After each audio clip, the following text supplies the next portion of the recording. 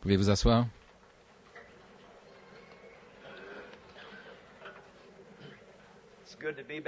Ça fait plaisir d'être de nouveau ici ce soir. Nous sommes reconnaissants d'avoir de nouveau l'occasion de servir le Seigneur. Et après vous avoir retenu si longtemps hier soir, il me semble que ce ne serait pas juste de vous retenir longtemps ce soir. J'étais là-bas en train d'écouter le récit d'un frère, un de nos collaborateurs dans le Seigneur, qui vient d'arriver de l'Indiana, tout remué à cause d'un songe étrange. Il n'était jamais venu à Shreveport de sa vie.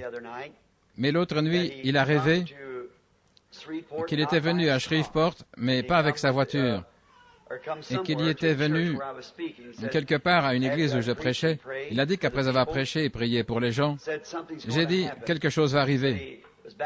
Il a dit qu'il est revenu le lendemain, et il a dit qu'il avait reconnu le bâtiment à son aspect. Il a dit qu'il y avait une salle municipale de l'autre côté de la rue, mais que ce n'est pas dans cette salle qu'ils sont allés. C'était de ce côté, un bâtiment en pierre qui avait une aile, et ce bâtiment était exactement comme celui-ci. Et ce jeune homme, il a des songes. J'ai vu ses songes, je sais qu'ils sont vrais. Et il a dit qu'ensuite, hier soir, où je prêchais et priais pour les malades, et j'avais dit quelque chose est sur le point d'arriver, et on a entendu comme un coup de tonnerre. Et il a dit les gens se sont mis à crier. Il a dit comme le tonnerre s'éloignait, il en est sorti une voix qui a commencé à parler. Pendant que cette voix parlait, la gloire de Dieu est venue et est entrée par les treillis, les fenêtres ici, sous la forme de la colonne de feu. Il ne l'a jamais vue.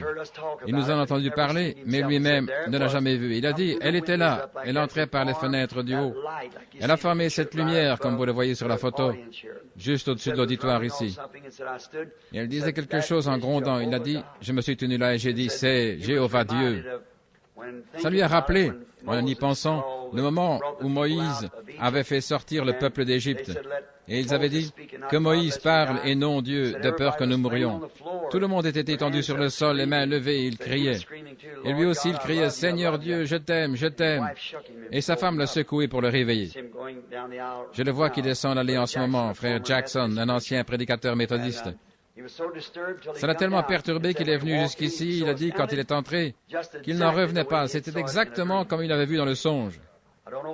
Je ne sais pas ce que ça veut dire, le Seigneur me l'a caché, mais quelque chose pourrait arriver. Puisque frère Jackson a eu ce songe et sachant qu'il est un honnête, un vrai homme de Dieu, un serviteur de Dieu, et je sais qu'il a déjà eu des songes et qu'il est venu à moi et que le Seigneur m'a donné l'interprétation, ça correspondait parfaitement. Et même à un certain moment, mon départ pour l'Arizona. Et il est très perturbé. Sa femme l'accompagne, il est venu avec elle, elle doit bientôt accoucher. Alors le seul moyen de faire le voyage, c'était en avion. Il n'avait pas un sou pour faire ce voyage et quelqu'un lui a donné l'argent. Les choses se sont arrangées de façon mystérieuse. Alors quelque chose pourrait arriver, nous l'espérons. Nous ne savons pas ce que le Seigneur aura préparé pour nous. Maintenant, nous sommes reconnaissants au Seigneur de vivre au jour où nous vivons, juste avant la venue de Jésus. Comme je l'ai dit avant, c'est le temps le plus formidable de toute l'histoire. Je préférerais vivre maintenant qu'en n'importe quel autre temps sur la terre. Je vois ici devant nous encore ce soir mon bon ami, Frère Dow. J'en ai parlé ce matin dans la salle. Frère Dow a 93 ans aujourd'hui. Quelle bénédiction! Sa longue vie, il la contribue pour qu'elle serve à la gloire et à la louange de Dieu. 93 ans. Bon anniversaire, mon frère. Et je sais que partout dans le pays, ceux qui sont à l'écoute ce soir, ils souhaitent aussi un bon anniversaire à frère Bill Dow. Il est un ami très intime de Ral Roberts, de beaucoup de gens. Il a aidé tant de gens dans la voie de l'Évangile et tout. Il est un de nos grands amis. Je suis content de voir frère Mann, un autre prédicateur méthodiste qui a été sauvé et baptisé du Saint-Esprit et au nom de Jésus-Christ. Assis ici, c'est aussi de nos associés, il est de l'Indiana. D'après ce que j'ai compris, frère Rickerson est assis là près de lui, c'est l'un de nos diacres de Jeffersonville en Indiana. Ils sont à l'écoute là-bas ce soir. D'après ce que j'ai compris, frère Wheeler, un autre de nos diacres est ici quelque part. Je ne l'ai pas encore repéré, mais il y a quelqu'un qui indique du doigt cette direction. Alors, je le verrai dans un moment. Il est assis là-bas, à droite, oui. Frère Bankswood, si tu écoutes ce soir, ton frère était ici hier soir. Je l'ai vu en sortant, frère Lyle, un témoin de Jéhovah. Tout le groupe s'est converti. Lyle, lui, est entré à la suite d'une vision du Seigneur. Ce jour-là, Lyle était assis dans le bateau et on lui avait dit la veille que quelque chose allait arriver. Il était question de la résurrection d'une vie. Lui, c'était un témoin de Jéhovah et un vrai de vrai.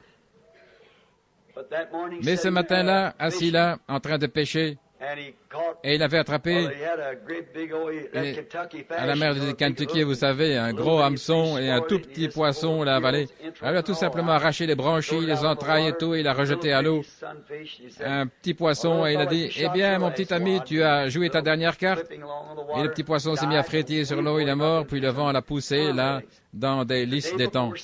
La veille, j'avais dit, le Saint-Esprit me dit qu'il y aura la résurrection d'une petite créature.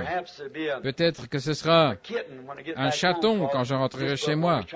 Pendant que nous creusions pour trouver les appâts à poissons, frère Wood et moi, il est à l'écoute ce soir. Ma petite fille, qui est maintenant une jeune femme ici, fiancée à ce grand et maigre soldat, elle est venue me dire, « Papa, elle et l'autre petite fille, elles ont dit, chacun a le droit d'avoir l'animal domestique qu'il veut, mais moi, je n'aime pas du tout les chats. Aucun Branham. » Alors, elle a dit, « Oh, nous avons trouvé là-bas un pauvre chat, papa.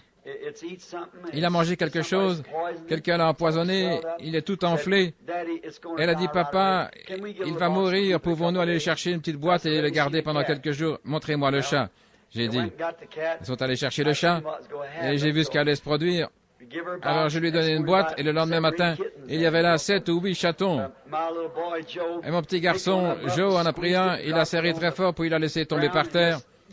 Et le chaton s'est mis à se tortiller comme un ver, et ça l'a tué. Et j'ai dit à frère Lyle, son frère, tu sais, il se peut que ce soit ce petit chaton qui soit ressuscité, comme nous avons vu le Seigneur faire ces choses.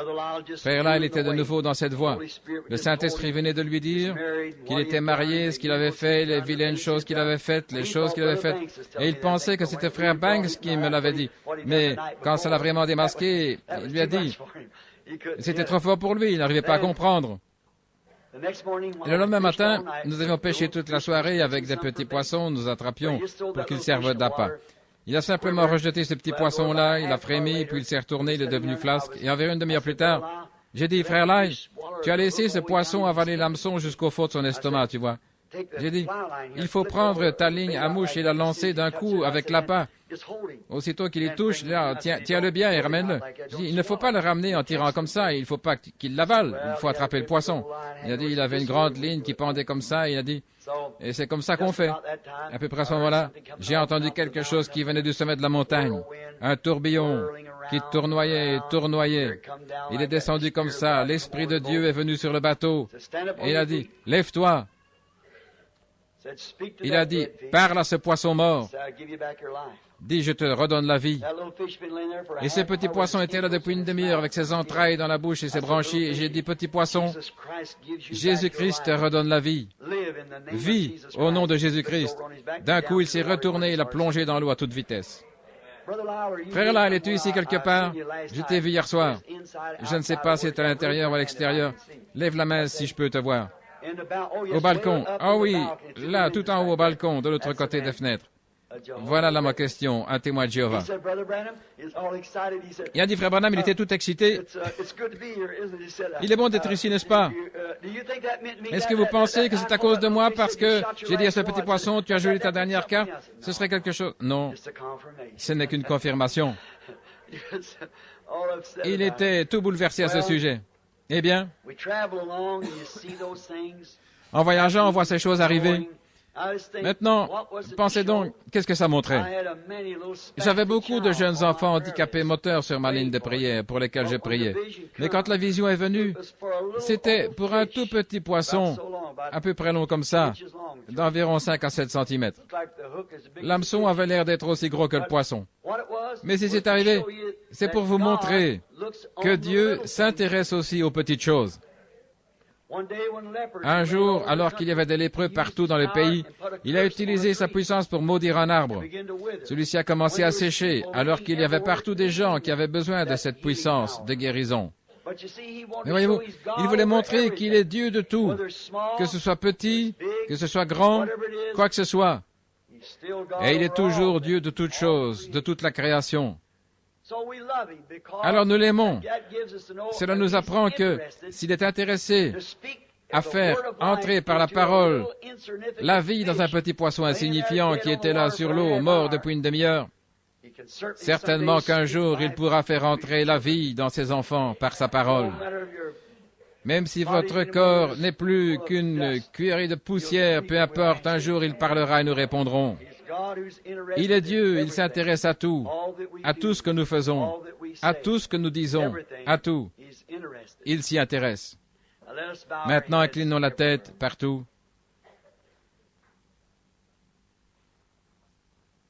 Je me demande maintenant, avant de prier, s'il y aurait quelqu'un ce soir qui s'intéresse à lui, mais qui n'a pas encore de réservation pour l'autre pays, là où nous le verrons. Vous savez, vous ne pouvez pas y entrer sans réservation. Vous qui n'avez pas encore réservé votre place, mais qui aimeriez qu'on pense à vous dans la prière maintenant, afin que tout soit rectifié entre vous et Dieu ce soir, voulez-vous simplement lever la main pour dire « Souviens-toi de moi, Seigneur ». Montrez-lui simplement la main. Oh Dieu, accorde-le. Père Céleste, alors que nous sommes debout ce soir, entre les vivants et les morts, et ces choses qui arrivent dans nos jours, mystérieuses, bien sûr qu'elles sont mystérieuses, mais oh Dieu, tu sais si elles sont vraies ou pas. Tu es le juge solennel des cieux et de la terre. Et nous disons ces choses, Seigneur, dans le seul but d'encourager les gens. Et quelques-unes des choses que tu nous as montrées, pour qu'ils soient encouragés à t'aimer, à te croire, à te servir, et qu'ils sachent que si petite que soit l'action, bonne ou mauvaise, tu la vois. Je te prie, Dieu bien-aimé, de bénir chacune de ces mains ce soir. Et l'âme et l'esprit qui ont motivé cette main à se lever. Je prie, ô Dieu, que ce soir soit celui où ils réserveront leur place dans ce pays au-delà du fleuve. Accorde-le. Guéris les malades et les affligés, Seigneur, aussi bien ici que partout dans le pays, dans les endroits où cette émission est retransmise par le téléphone. Bénis ceux qui ne sont pas sauvés là-bas, de la Californie jusqu'à New York, du Canada jusqu'au Mexique.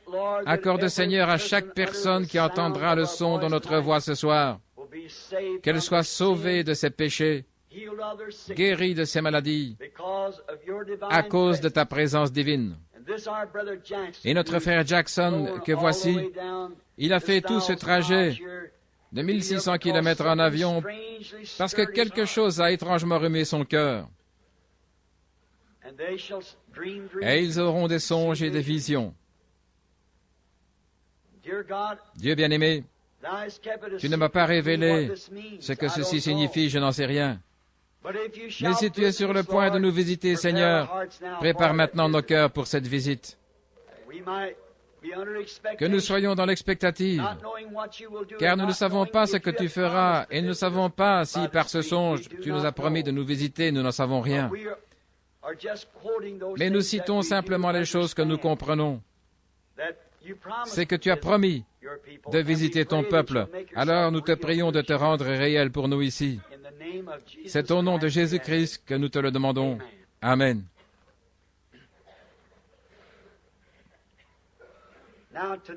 Maintenant, ce soir, après vous avoir retenu si longtemps hier soir et ce matin, et je suis un peu enroué, j'ai une postiche ici que je porte pour ouvrir l'endroit chauve de ma tête. Quand je prêche, mais je l'ai oublié cette fois. Et avec l'air qui souffle par ces fenêtres, je suis un peu enroué. J'étais obligé de mettre fin à des réunions à cause de ça, mais depuis que je l'ai, ça ne m'affecte plus et je peux continuer, mais je l'ai oublié. Je m'en ressens un peu. Alors, vos prières seront appréciées. Maintenant, il y a 2 réunions par jour et ça devient un peu... Vous savez, quand on a un kilométrage élevé au compteur, on s'en ressent. Alors maintenant, à vous qui êtes en Californie et en Arizona, nous envoyons nos salutations d'un bout à l'autre du pays.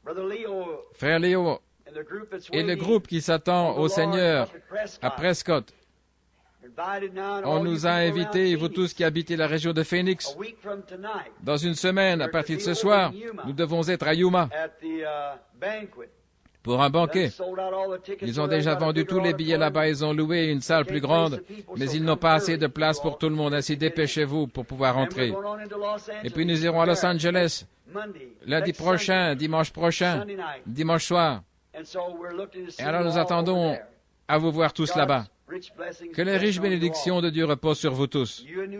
Vous qui êtes à New York et qui êtes un peu partout dans l'Ohio, différents endroits, je désire bientôt prêcher le message, la trace du serpent, la bête au commencement et la bête à la fin au tabernacle. Billy vous avisera à l'avance par courrier du moment où nous prêcherons ça. En effet, je vais le faire au tabernacle parce que ça va durer au moins 4 heures ou plus. Maintenant, ainsi, je voudrais, vous qui êtes ici ou ailleurs, vous preniez le livre de Job, un livre très étrange duquel puiser une prédication, mais je voudrais juste utiliser quelques notes ici.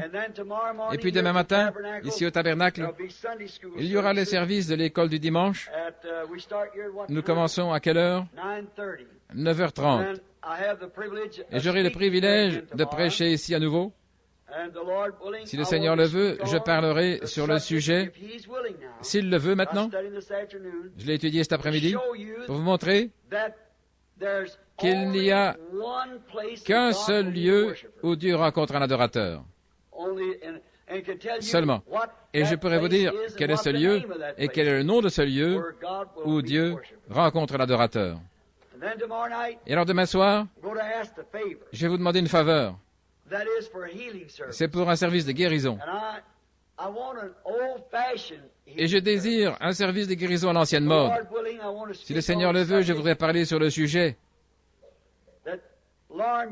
et qui m'a beaucoup frappé aujourd'hui. Quand Frère Moore et moi nous parlions, nous sommes sortis ensemble avec mes précieux frères, nous discutions des Écritures. Comme il est bon d'être avec ses frères. C'était comme dans le bon vieux temps.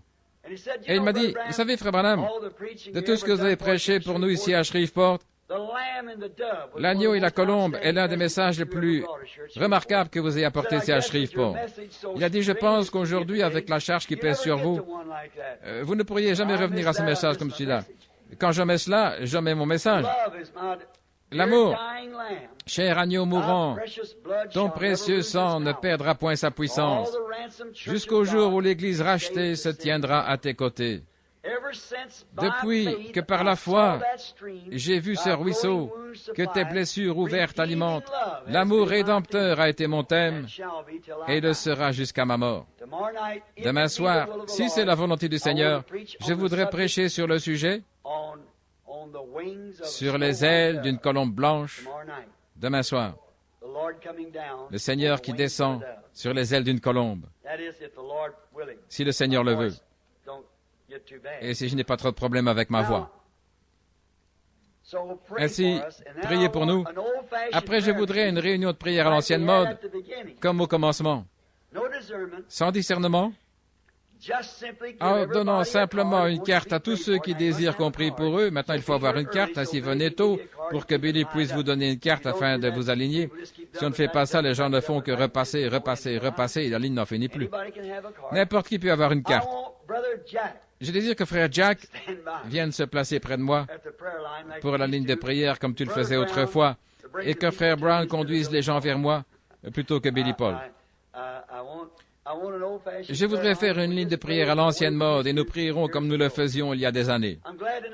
Je suis heureux ce soir qu'un autre des frères associés avec nous, et je l'ai reconnu il y a quelques minutes, frère Gordon Lindsay. C'est un des anciens qui était avec nous il y a longtemps. Il a fait un travail formidable. Il imprime mon livre maintenant, Les 7 âges de l'Église.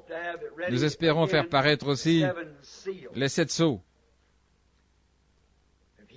Et si jamais il lit cet ouvrage-là avant de l'imprimer, nous allons avoir une discussion théologique. Je sens venir cela. Mais il sait que je ne suis pas un théologien. Mais nous attendons demain soir avec impatience. Si vous êtes là, frère Lindsay, venez demain soir. Si vous êtes là, venez vous joindre à nous sur l'estrade pour une réunion de prière à l'ancienne mode.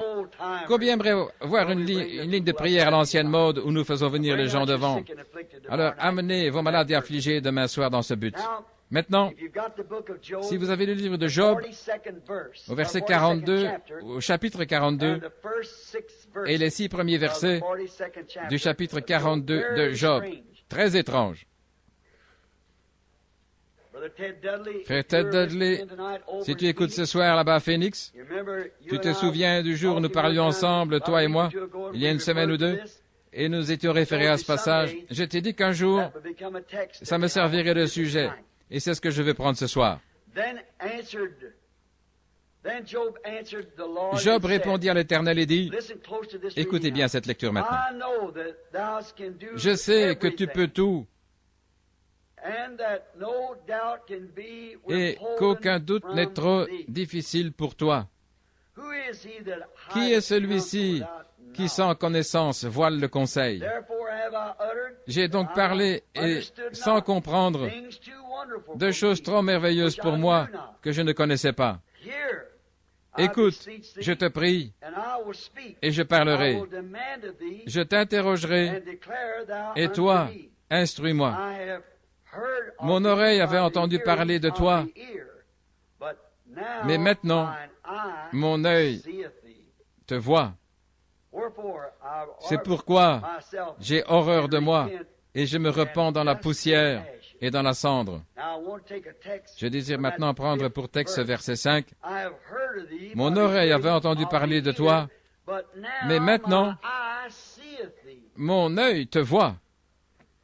Que le Seigneur bénisse sa parole. Job. Regardons un peu sa vie. Job était prophète. Cet homme a vécu avant que la Bible ait été écrite.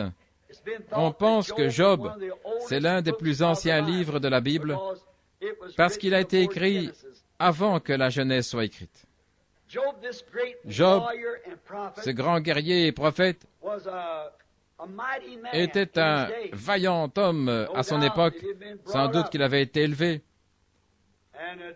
et qu'il avait servi le Seigneur toute sa vie.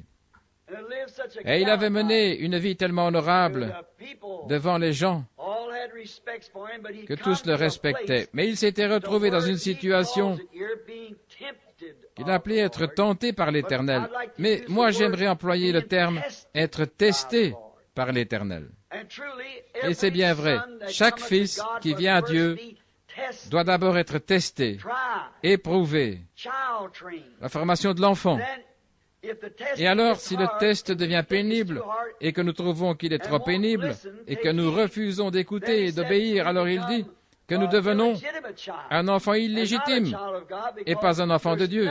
En effet, il n'y a rien qui puisse séparer de son Père un vrai enfant de Dieu, né de nouveau, voyez-vous. Il fait partie de lui. Vous ne pouvez pas plus nier cela que vous pouvez vous nier vous-même, voyez-vous. Vous avez eu cette expérience. Vous avez été formé et testé. Et maintenant, cet homme, étant prophète, il avait eu accès à la grâce de Dieu, mais Job n'avait pas de Bible à lire. La Bible n'avait pas été écrite à ce moment-là. Mais il avait accès à Dieu par révélation et par vision. C'était avant que la Bible soit écrite. Maintenant, nous voyons, nous considérons une partie de sa vie, alors que Dieu l'avait béni, avait fait de lui un grand homme, au point même où tout le monde le respectait et que sa sagesse était devenue tellement grande. L'inspiration qu'il recevait de Dieu avait confirmé qu'il était le serviteur de Dieu si clairement que les gens venaient de partout pour l'entendre. C'est alors que Satan s'est mis à accuser cet homme. Et c'est comme ça qu'il agit avec chaque serviteur de Dieu inspiré. Satan est toujours là pour l'accuser de tout ce qu'il fait qui n'est pas bien. Alors nous voyons sa vie, ses épreuves et sa grande foi. Même Jésus, quand il est venu sur la terre, il a fait référence à la patience de Job. Il a dit, n'avez-vous pas lu au sujet de la patience de Job? La foi attend avec patience que la parole promise s'accomplisse. Alors nous remarquons ici que Job, après avoir traversé ses épreuves, toutes ses afflictions, il avait une charmante famille, elle lui avait été ôtée, il avait une bonne santé, elle lui avait été ôtée. Tout ce qu'il possédait dans cette vie lui avait été ôté. Il s'est assis sur un tas de cendres et avec un tesson, il grattait ses ulcères. Et même sa propre femme a parlé contre lui. Il disait, « Pourquoi ne pas maudire Dieu et mourir ?» Il lui a dit, « Tu parles comme une femme insensée. » Il a dit, « L'Éternel a donné et l'Éternel a ôté. Que le nom de l'Éternel soit béni. » Or, Satan s'était présenté devant Dieu, parce qu'il pouvait le faire, se présenter devant Dieu. Et il accusait les chrétiens ou les croyants tout le temps. Alors il a accusé Job de beaucoup de choses. Et il a dit que Job, la raison pour laquelle il pouvait servir Dieu, c'est parce que tout allait bien pour lui. Mais il lui a dit, si tu me le livres, si tu me le remets entre mes mains, je l'amènerai à te maudire en face. Je voudrais que vous remarquiez la confiance que Dieu avait dans le croyant. Voyez-vous? En d'autres mots, Dieu a dit à Job ou à Satan, tu n'y arriveras pas. C'est un homme juste, justifié. C'est un homme bon. Et il n'y a personne comme lui sur toute la terre. Oh, quel homme! Si bien que Dieu lui-même a dit à son ennemi, « Mon serviteur est tellement parfait qu'il n'y a aucun autre homme comme lui sur la terre. » Oh, si seulement nous pouvions être ce genre d'homme, de sorte que Dieu puisse nous accorder une telle confiance, en sachant que nous ne nous détournerons pas de sa parole ni de son être, que nous resterons exactement et qu'il peut mettre sa confiance en nous. Maintenant, Job était un homme qui exécutait à la lettre les commandements de Dieu. Exactement. Et Satan le savait. Mais il a dit, si tu me le livres, je l'amènerai à te maudire en face. Alors Dieu lui a dit, bon, je te livre entre tes mains, mais ne lui ôte pas la vie. Et Satan est allé aussi loin qu'il le pouvait. Il lui a ôté tous ses amis, et tout ce qu'il avait, et presque sa vie. Seulement, il ne pouvait pas lui ôter la vie. Mais malgré tout ça, Job a tenu ferme. Il n'était pas question de faire demi-tour. Voyez-vous, une fois qu'un homme ou que quelqu'un est réellement entré en contact avec Dieu, avec cette foi authentique révélée, qui lui fait reconnaître que Dieu existe, il n'y a rien, à aucun moment, nulle part, rien qui puisse séparer cet homme de son Dieu. Je crois que c'est Paul qui a dit, ni la lutte, ni les faim, ni les périls, ni aucune créature, ni la mort, ni rien ne pourra nous séparer de l'amour de Dieu manifesté en Jésus-Christ. Vous êtes ancré en sécurité en lui parce que vous êtes ordonné à cette vie. Mais Satan pensait qu'il arriverait à l'entortiller et à lui donner des claques et à lui faire cela. Mais voyez-vous, Job, avec sa révélation parfaite de Dieu, de qui Dieu était et de combien Dieu l'aimait, il a attendu, peu importe les circonstances, il a attendu que sa foi soit confirmée. Parce qu'il était fermement attaché à Dieu. Une révélation, comme j'en ai parlé hier soir. Maintenant, lorsque les malades qui sont dans ce bâtiment, les infirmes, ou ceux qui avaient besoin de Dieu, lorsque vous avez reçu ce genre de révélation qui vous dit que vous êtes justifié, que vous êtes en fait justifié, que vous avez le droit de demander la chose que vous demandez, et que vous croyez qu'il est le rémunérateur de ceux qui le cherchent diligemment, Il n'y a rien qui puisse jamais vous séparer de cette foi qui est ancrée en vous. Mais il faut d'abord que cela vous soit révélé. Quelqu'un est venu il n'y a pas longtemps, un groupe d'hommes, certains qui écoutent ce soir, et ils m'ont dit, je leur disais, allez au Kentucky, il y a du pétrole là-bas. Je savais qu'il y en avait, je l'avais vu dans une vision. Frère Demos et les autres n'y sont pas allés. Après un temps, finalement, ils ont dit, après que le Texas s'est installé là, ils ont dit, maintenant nous y allons.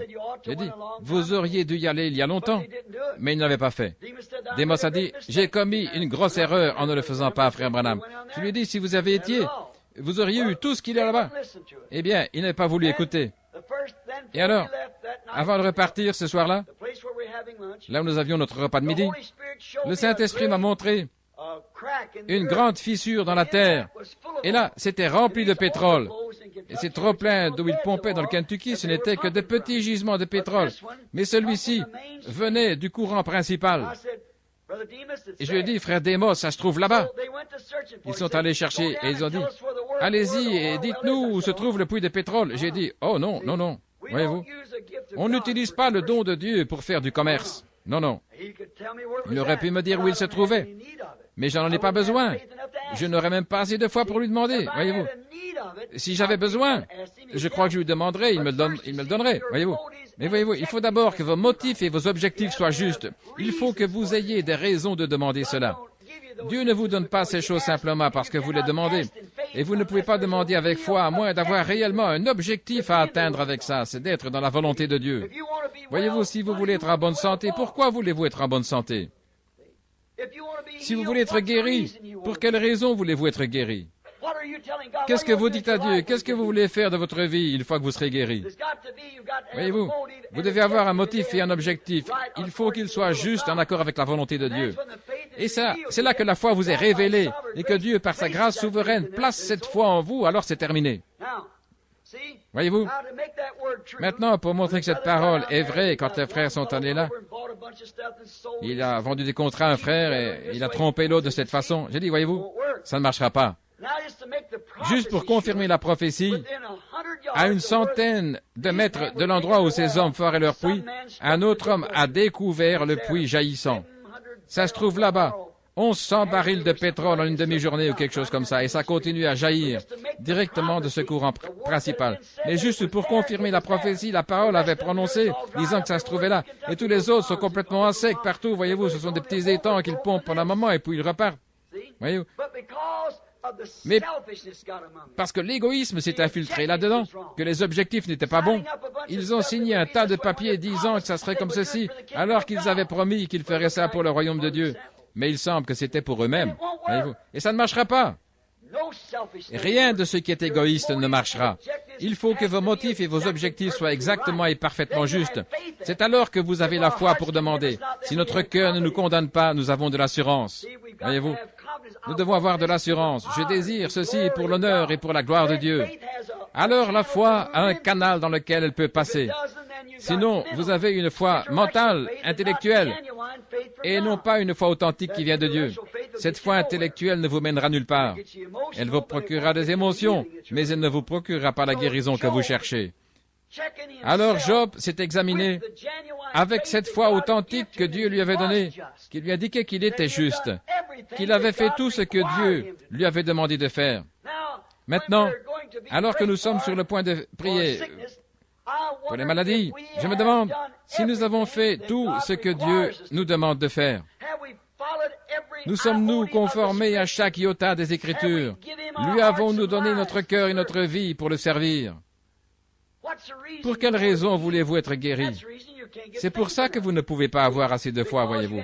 C'est parce que vous n'avez peut-être pas présenté cette chose-là devant Dieu avec sincérité et du fond du cœur, comme l'avait fait Ézéchias, qui a donné la raison à Dieu. Il voulait mettre son royaume en ordre, et Dieu lui a envoyé son prophète qui lui a dit qu'il allait être guéri. Mais vous devez d'abord rectifier ces choses. Et donc, dès que vous en arrivez là, et que vous savez qu'il vous a été révélé par la parole de Dieu, par la révélation, par la parole, ce que Dieu vous demande de faire, alors vous avez la foi, une foi authentique. Tout comme Abraham. Alors qu'il avait 99 ans, Genèse 17, je crois. Dieu est apparu à ce vieil homme de 99 ans, alors qu'il avait presque 100 ans. Il avait attendu pendant toutes ces années l'accomplissement de cette promesse. Il lui est apparu sous le nom d'El Shaddai, celui qui a des seins. Comme c'était encourageant, même si la promesse n'était pas encore accomplie. Mais Abraham, je suis le Dieu Tout-Puissant, El Shaddai, celui qui donne la force, le Dieu qui a des seins. Comme je vous l'ai dit avant, un petit bébé qui est agité, qui est malade et qui pleure, et qui s'appuie contre le sein de sa mère. Et il se nourrit à son sein en puisant sa force en elle, parce qu'il est satisfait pendant qu'il se nourrit au sein. En effet, la seule voie d'accès qu'il a et qu'il connaît, c'est le sein de sa mère. Il ne sait pas ce qu'est un médicament. Vous pouvez lui donner un médicament, il va pousser des cris et pleurer, et une piqûre dans les bras, il va gigoter, mais la seule voie d'accès qui peut le satisfaire, c'est le sein de sa mère. Et il a dit, Abraham, tu es vieux, tu n'as plus de force, tes bras sont décharnés, tu as perdu ta virilité, mais je suis ta mère. Attache-toi simplement à ma promesse et sois satisfait pendant que tu attends. Repose-toi. Et c'est comme ça pour chaque croyant, peu importe à quel point vous êtes atteint d'un cancer, depuis combien de temps vous êtes dans un fauteuil roulant et toutes ces choses. Si vous pouvez simplement saisir cette révélation qui vient de Dieu, ensuite soyez satisfait en sachant que ça va arriver. Parce que la foi attend avec patience la promesse. Job savait qu'il était juste. Alors qu'ici dans les Écritures, nous voyons, il y avait ces hommes qui sont venus le voir, les membres de son Église. Tout ce qu'il avait du prix à ses yeux s'était retourné contre lui et cherchait à l'accuser d'avoir péché en secret, parce que toutes ces choses lui étaient arrivées. Encore aujourd'hui, on entend des gens qui disent « Je t'avais bien dit, regarde-le, tu vois ». Ce n'est pas tout à fait la vérité. Parfois, c'est Dieu qui teste son peuple. Dans ce cas-ci, c'est Dieu qui testait Job, le meilleur homme qu'il y avait sur la terre à ce moment-là. Il le tenait là parce qu'il savait que Job était un prophète qui avait une vision de Dieu, qui lui indiquait exactement qu'il avait fait ce que Dieu lui avait demandé de faire, et Dieu était tenu de s'acquitter de sa promesse envers lui. Oh, c'est comme ça que doivent être tous les chrétiens. Quand s'engagera la dernière lutte de notre vie et que des râles d'agonie monteront dans notre gorge, encore là, nous devons tenir ferme et nous souvenir que Dieu a dit « Je te ressusciterai au dernier jour ». Nous devons nous tenir à ça, notre témoignage, notre place en Christ, notre position, ce que nous sommes, en sachant que nous avons observé chaque parole de son commandement.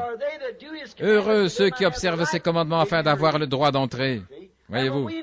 De même, quand nous savons, peu importe qui ait pu en dire quoi que ce soit, nous avons observé tous les commandements que nous voyons dans la Bible, ce que Dieu nous a dit de faire avec respect, avec amour, envers le Créateur qui a écrit la Bible. On dit l'homme qui l'a écrite. C'est poussé par le Saint-Esprit qu'autrefois des hommes l'ont écrite, voyez-vous. C'est Dieu qui l'a écrite par l'entreprise de l'homme.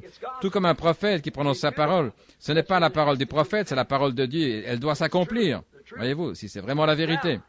Maintenant, nous voyons ce grand homme. Et souvenez-vous, à son époque, Job n'avait pas de Bible. Il agissait seulement par inspiration. C'était un prophète à qui vient la parole du Seigneur. Tout ce qu'il lui fallait, c'était d'être inspiré parce qu'il connaissait sa position et qu'il était le prophète de Dieu. Alors tout ce qu'il fallait, c'est que l'inspiration le frappe. Après quoi, il savait que ce qu'il disait arriverait parce que c'était dit sous inspiration. C'est ce qu'il faut à l'Église, s'il est en ordre, mis en ordre, tout ce qu'il lui faut. Sa mécanique prête, alors tout ce qu'il faut, c'est la dynamique. Ce soir, si nous préparons la mécanique, que nous purifions nos cœurs, que nous faisons tout ce que nous pouvons faire, que nous conformons à chaque parole, dans le baptême, dans chaque ordonnance, préparer la mécanique, et nous restons là. Alors nous sommes prêts pour que la dynamique s'enclenche.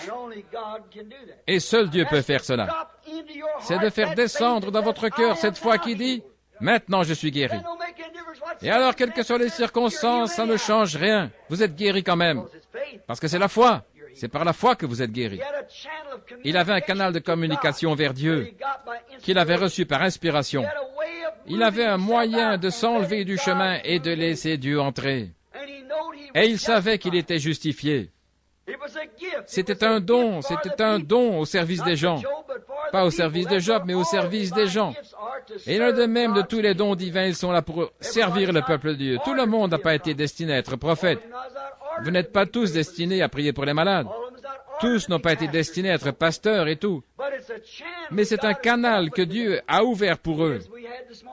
Et même comme ce matin dans le message, un homme qui s'écarte de sa voie pour entrer dans le canal d'un autre homme n'est vraiment pas à sa place, peu importe combien il est inspiré.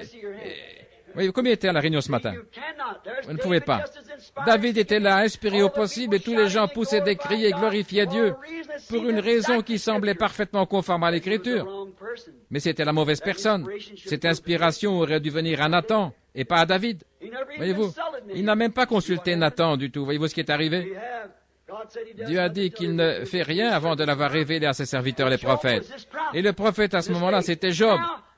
Maintenant, la seule chose que Dieu avait faite à Job, c'est que Dieu lui avait toujours donné la sagesse et sa parole et l'inspiration, et il n'arrivait plus à recevoir l'inspiration.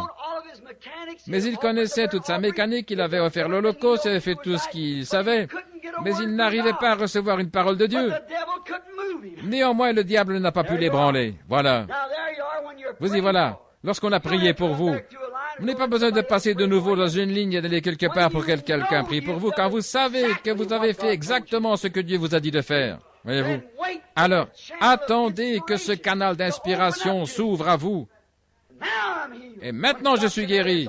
Quand ça descend en vous, à ce moment-là, c'est terminé. Vous n'avez pas besoin de ligne de prière. C'est terminé. Ça vous a été révélé. Tout comme le vieux prophète, à la venue du Seigneur Jésus, nous voyons qu'il avait été révélé à ce vieux sage qu'il ne mourrait pas avant d'avoir vu le Christ du Seigneur. Et il croyait cela. Et il l'attendait. Et les gens pensaient qu'il était fou, que le vieil homme avait perdu la raison. Mais il y croyait. Quand même, aucune secousse ne pouvait l'en détacher. Il savait que Dieu lui avait révélé. La Bible dit que cela lui avait été révélé par le Saint-Esprit. Et Siméon est entré dans le temple à ce moment-là. Il a dit, « Laisse ton serviteur s'en aller en paix. » Quand il a pris le bébé dans ses bras, ils ont dit, « Mes yeux ont vu ton salut. » Voyez-vous, il savait qu'il allait le voir. Peu importe combien de bébés étaient passés là chaque jour, il savait que Dieu lui avait révélé qu'il allait voir le Christ avant de mourir. Siméon croyait cela. Lorsque ça vous a été révélé, à vous, que vous-même, vous avez reçu la promesse de Dieu, que l'inspiration, vous qui êtes chrétiens, quand cela vous a été, ça s'est saisi de vous, vous n'avez même pas besoin de ligne de prière. La seule chose qu'il faut, c'est un cœur ouvert. Une fois que toute la mécanique est prête, et d'y laisser descendre l'inspiration, alors rien ne vous fera changer d'avis. Vous l'avez reçu. En dehors de ça, ça ne vous fera rien de bon. Maintenant, remarquez. Job avait besoin d'un canal d'inspiration, et celui-ci était ouvert pour lui. Il avait un canal par lequel communiquer avec Dieu par son inspiration. Il avait un moyen de s'enlever du chemin et de laisser la parole de Dieu entrer. Remarquez que les gens venaient de l'Est et de l'Ouest pour le consulter. Ils cherchaient à le voir parce qu'ils savaient que ce que Job disait était la vérité. Ils savaient que cet homme disait la vérité. En effet, ce qu'il avait prophétisé, c'est ce qui arrivait. Alors les gens venaient de l'Est et de l'Ouest. Il a dit, lorsqu'il allait sur les places publiques, les jeunes princes venus de l'Est s'inclinaient devant lui, rien que pour entendre une seule parole de consolation de sa part, à cause de sa grande et extraordinaire sagesse, parce qu'il savait que cet homme était honnête. Il n'avait aucun désir de se glorifier. Il ne recherchait pas son intérêt personnel. Il n'usait pas de son influence auprès des gens. Il était simplement un prophète honnête devant Dieu. Alors ils avaient confiance en lui. Et tout le monde venait de l'Est et de l'Ouest, rien que pour lui parler un moment. On parle de lui ici dans la Bible. Et voyez-vous, il lui manquait l'inspiration. Le moyen de savoir tout ce que cela signifiait. Dieu avait laissé cette chose arriver, il ne lui avait rien dit. Et un jour, nous voyons qu'au milieu de ça, c'est à ce moment-là, tant que vous pouvez les aider, tout le monde, ça va. Mais quand ils ne veulent plus être d'accord avec vous, c'est là que les ennuis commencent. Mais il était le seul à savoir qu'il était juste. La pulsation de sa foi, du fait qu'il avait entendu la parole de Dieu lui parler. Il savait que c'était la vérité. Oui, monsieur, il savait, il connaissait la voix de Dieu. Personne ne pouvait le duper là-dessus, car il la connaissait. Quand quelque chose vous est révélé, il se peut que ce soit contraire à ce que les gens pensent. Maintenant, je dis là, ce qui a trait au prophète, lorsque Dieu révèle quelque chose. D'ailleurs, si jamais un secret qui sort de Dieu doit être connu aux gens, ça ne viendra jamais d'un séminaire. Ça ne viendra jamais d'un groupe de gens. Ce n'est jamais venu de là. Ça viendra toujours, et c'est toujours venu d'un seul individu, un prophète. Amos 3:7, voyez-vous. L'Éternel ne fait rien sans l'avoir d'abord révélé par ses prophètes. Et voilà que Job avait quelque chose qui n'allait pas. Mais il n'arrivait pas à recevoir l'inspiration. Alors cela l'inquiétait. Et quand vous vous trouvez dans une mauvaise passe comme celle-là, c'est là que l'ennemi entre dans presque tous vos amis. Et ils se sont mis à l'accuser. Oh, ça a dû le chagriner beaucoup de constater que c'était ses amis qui l'accusaient. Alors Satan va se mettre de la partie avec l'ennemi. C'est là que Satan se présente. Livre-le-moi, et je l'amènerai à te maudire, je l'amènerai à nier son message. Je l'amènerai à te maudire, je l'amènerai à retourner sa veste, à dire que tout ça c'était faux. Alors il s'est servi de tout ce qu'il a pu pour le mettre à l'épreuve, même de tous les grands hommes et des amis. Mais Job n'a pas lâché le pied, car il savait qu'il avait entendu la voix de Dieu. Oh Dieu, aide-moi à porter cela demain soir, les ailes d'une colombe. Voyez-vous, j'ai entendu la voix de Dieu qui disait quelque chose. Et ça va arriver tel quel. De même que ces autres choses sont arrivées. Celle-ci va arriver. Maintenant, Job savait que ça allait arriver. Et il savait que Dieu le lui avait dit, qu'il était juste. Mais pour eux, il était un pécheur. Il a donc attendu l'inspiration. Satan est entré dans tous les gens et s'est présenté là. Ses prétendus consolateurs, il l'accusait, mais ça ne l'a pas ébranlé. Mais quand la parole de Dieu lui a été confirmée, son oreille avait entendu parler de Dieu. Mais un jour, alors qu'il était au plus bas, pendant qu'il était assis là, et que chacun l'accusait, même sa femme qui lui disait qu'il avait tort, il grattait ses ulcères. Et Élihu s'est présenté là, et lui a fait des reproches, lui disant qu'il était égoïste d'accuser Dieu comme il le faisait. Et c'est à ce moment-là que l'inspiration l'a frappé. C'est là que les éclairs se sont mis à briller, que le tonnerre s'est mis à gronder. C'est là que l'inspiration a frappé le prophète, et il s'est levé, et il a dit, « Je sais que mon Rédempteur est vivant, et au dernier jour il se tiendra sur la terre. Quand les vers de ma peau détruiront ce corps, de ma chair je verrai Dieu. Je le verrai moi-même. » Il a vu, il avait parlé des arbres, la vie botanique qui meurt et qui reprend vie, l'eau les ranime, l'odeur de l'eau, l'approche de l'eau, les résultats que produit l'eau qui tombe sur un arbre ou sur quelque chose, sur une semence qui a été mise en terre. Mais il a dit, mais l'homme se couche, il expire et ses enfants sont honorés, il l'ignore. Oh, si tu voulais me cacher dans le séjour des morts, Job 14, jusqu'à ce que ta colère soit passée. Mais si un homme meurt, revivra-t-il? Tout le temps de mon service dans cette vie, j'attendrai jusqu'au jour de mon changement. Tu m'appelleras et je répondrai. Tu m'as fixé des limites que je ne saurais dépasser, et ainsi de suite. Il savait toutes ces choses. Il avait remarqué que l'arbre vivait, mais l'homme, que lui arrivait-il quand il mourait? Il ne reprenait pas vie. Alors Dieu était en train de lui montrer ce Rédempteur. Il voulait voir s'il y avait quelqu'un qui pouvait intercéder pour lui. Il avait intercédé pour tant de gens. Mais maintenant, est-ce qu'il y avait quelqu'un qui pouvait parler en sa faveur? Est-ce que quelqu'un pourrait poser sa main sur Job, ou sur un homme pécheur, et sur un Dieu saint, et établir un pont entre les deux? Est-ce qu'il pourrait aller chez lui, frapper à sa porte, lui ouvrirait-il, et parlerait-il un moment? Mais alors, quand l'inspiration est descendue dans son cœur, alors il a pu voir Dieu. Les éclairs brillaient, le tonnerre grondait. Et à ce moment-là, il s'est levé, Et il a dit, je sais que mon Rédempteur est vivant, mon Rédempteur, et au dernier jour il se tiendra sur la terre. Voyez-vous, il a commencé à voir la réaction de Dieu à sa foi. Maintenant, nous nous demandons si nous pourrions voir Dieu. Est-ce qu'il y a un moyen pour nous de le voir? C'était le seul moyen que Dieu avait de mettre Job à l'épreuve. Il a dit, « Mon oreille avait entendu parler de toi, mais maintenant je te vois. Mais maintenant je te vois de mes yeux. » La vision de l'invisible était devenue claire.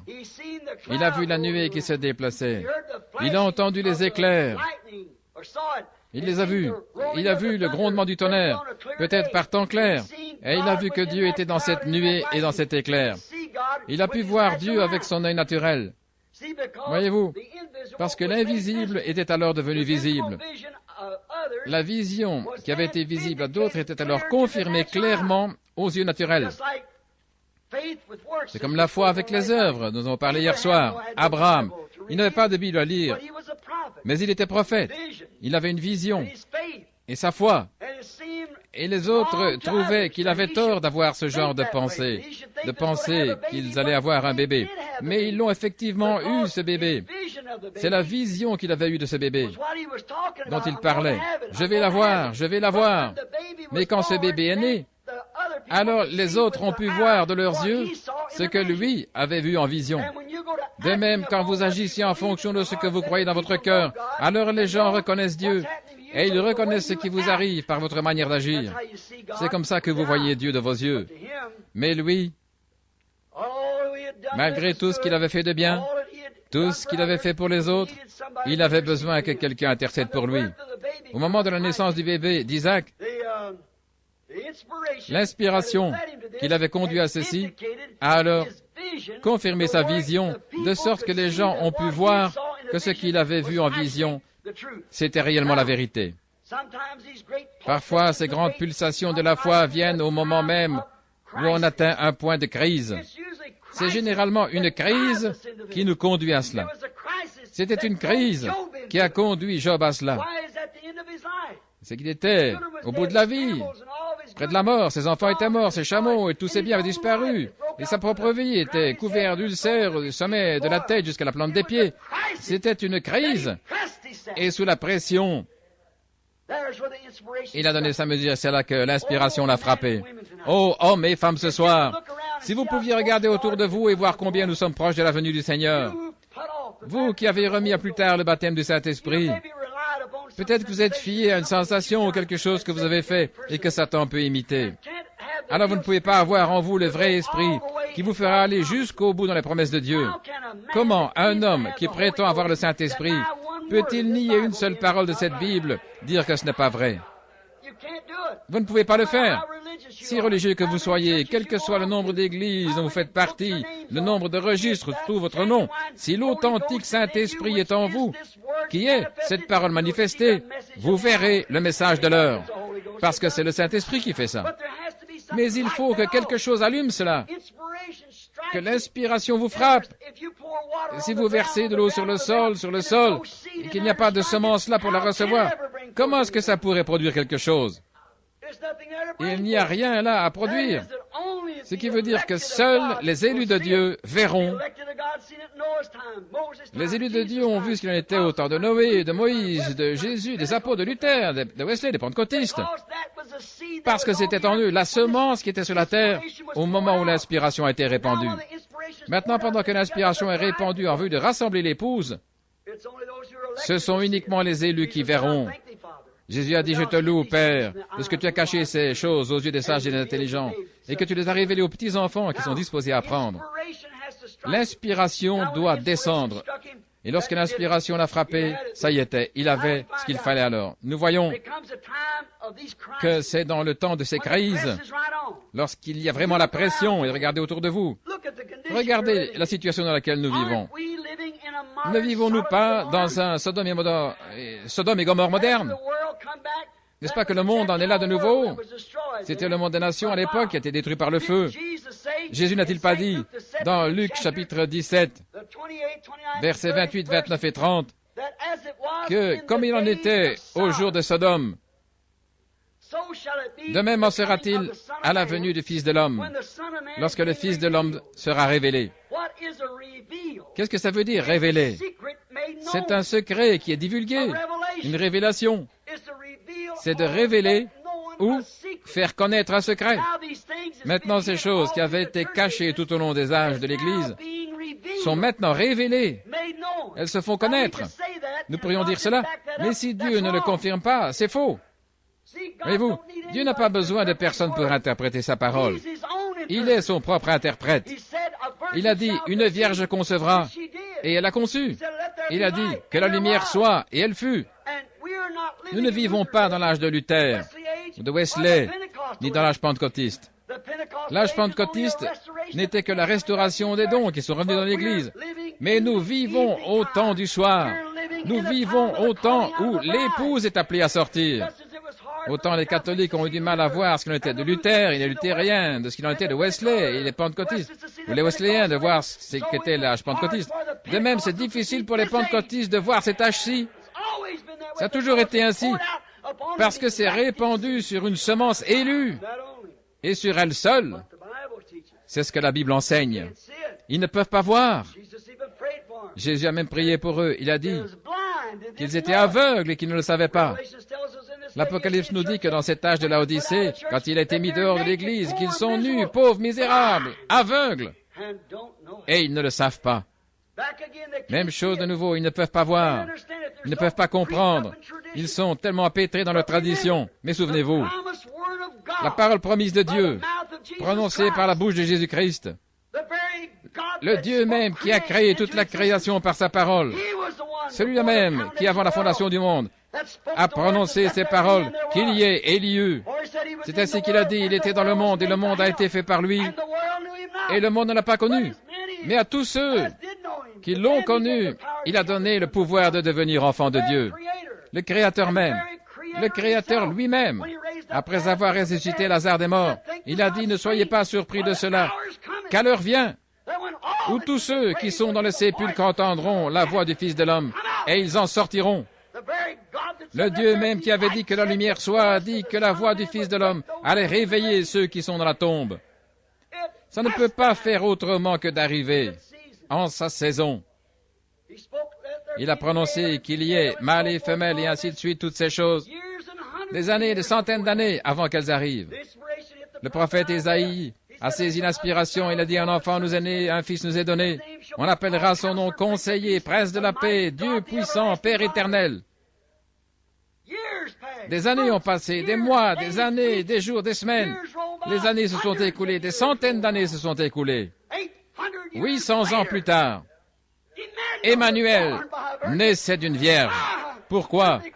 C'est parce que cela avait été prononcé par la bouche du prophète oint de Dieu. Une semence était sortie de lui. Voyez-vous, dans cette grande heure, il a dit, demandez-moi une vision ou un signe. Il a dit, je leur donnerai un signe perpétuel. Une vierge concevra. Un signe perpétuel. Alors nous voyons que c'est généralement en ces heures de grand stress que l'Esprit de Dieu intervient. Il a laissé les jeunes Hébreux entrer tout droit dans la fournaise ardente avant de faire le moindre geste. Mais quand il entre en action, il entre en action. Donc nous remarquons ici, dans Luc, au chapitre 17 et au verset 30, qu'il a dit, « Dans les derniers jours, le Fils de l'homme se révélerait comme il l'avait fait juste avant Sodome et Gomorrhe, et que la même situation existerait. » Il a parlé de Moïse. Pardon, non pas de Moïse, mais de Noé. Que les gens mangeaient, buvaient et ainsi de suite, se mariaient et mariaient leurs enfants. Ensuite, il a continué en disant, ce qui arriva du temps de Lot arrivera de même au temps où le Fils de l'homme se révélera, sera révélé. Maintenant, observez, le Fils de l'homme s'est révélé au groupe d'Abraham sous la forme d'un homme, d'un prophète, sous la forme d'une chair humaine, un homme ordinaire avec de la poussière sur ses vêtements. Et Abraham l'a appelé Elohim, Jésus ici, il promet que dans les derniers jours, le Fils de l'homme serait révélé à nouveau au groupe de cette même espèce, la semence royale d'Abraham, juste avant que le feu tombe. Souvenez-vous, l'Église n'a plus jamais reçu un seul autre témoin. Abraham et les autres n'ont plus reçu le Fils promis qu'ils attendaient arriver juste après ça. Et l'Église attend le Fils promis et il viendra juste après les jours de ce ministère. Il sera révélé des cieux. Nous le voyons, on ne peut plus clairement. Maintenant, tout ce qu'il faut, c'est qu'il y ait une pulsation, quelque chose qui entre dans l'homme. Il faut que Dieu confirme, qu'il lui dise, qu'il lui montre que c'est cette chose-là qui doit arriver et que vous allez, comme dans le cas de Moïse, il ne voulait pas délivrer ses gens, mais Dieu lui a parlé dans un buisson ardent. Il ne voulait pas y aller, mais il devait y aller. Moïse avait entendu dire qu'il était le grand Jéhovah, mais il a pu le voir sous la forme d'une colonne de feu. J'avais entendu parler de toi, mais maintenant je te vois. Dans quoi a-t-il été vu? Dans sa parole confirmée. Dieu avait dit à Abraham que son peuple séjournerait dans un pays étranger pendant 400 ans, mais qu'il les ferait sortir par une main puissante. Et remarquez, ce buisson ardent a confirmé ce que le prophète Abraham avait annoncé. Moïse a dit, j'avais entendu parler de cela, mais maintenant je le vois. Maintenant, nous avons entendu dire que dans les derniers jours, le Fils de l'homme viendrait au milieu de son peuple et qu'il se révélerait aux gens de la même manière qu'il l'avait fait juste avant la destruction de Sodome. Le Fils de l'homme, qu'est-ce qu'il a fait? Il a décelé les secrets du cœur de Sarah. Et il a aussi donné la promesse à Abraham. Abraham avait entendu la voix de Dieu. Peut-être qu'il l'avait vu par différents moyens. Je ne sais pas quels moyens il utilisait pour lui parler, par des songes, des prophéties. Mais cette fois-ci, il l'a vu, lui. J'avais entendu parler de toi, mais maintenant je te vois. Et l'Église a entendu parler de Dieu. Ils ont lu à son sujet ce qu'il a fait et les promesses qu'il a faites. Mais maintenant, nous le voyons de nos yeux. Tout comme Job, j'avais entendu parler de toi, mais maintenant je te vois. Oh là là, comme c'est différent. Moïse, dans cette crise, il s'est écrié.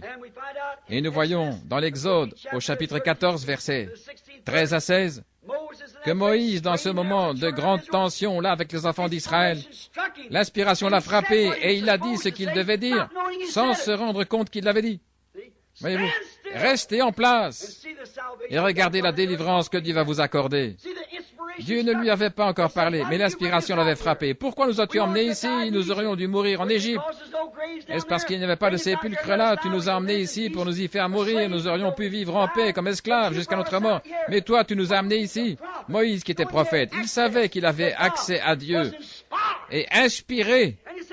Et il a dit, restez tranquilles et vous verrez le salut de Dieu. Car les Égyptiens que vous voyez aujourd'hui, vous ne les verrez plus jamais. Comment savait-il que cela allait arriver? Comment le savait-il? Il ne savait pas ce qu'il avait prononcé, mais tout de suite après, Dieu lui a dit comment faire. Moïse, ne crie pas vers moi. Prends ton bâton en main et étends-le vers la mer et dis aux enfants d'Israël de marcher. Amen. L'inspiration, c'est ainsi quand elle vous frappe si vous êtes malade. C'est ainsi qu'elle vous frappe si vous êtes affligé. Quelque chose vous est révélé. Et vous voyez que cela vous a été révélé. Et alors vous dites, je suis guéri. Ensuite, Dieu vous dit ce qu'il faut faire. Lève-toi et commence à marcher. Amen. Alors tout est terminé. Quand vous pouvez agir ainsi. C'est comme ça que Dieu fait. Alors vous voyez Dieu manifester à travers votre être. C'est Dieu qui lui avait dit de faire cela.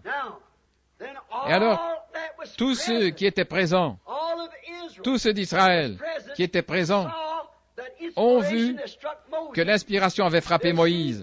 De leurs propres yeux, ils ont vu Dieu, d'un souffle, refouler cette eau d'un côté et l'autre, et cette colonne de feu les a conduits de l'autre côté de la mer.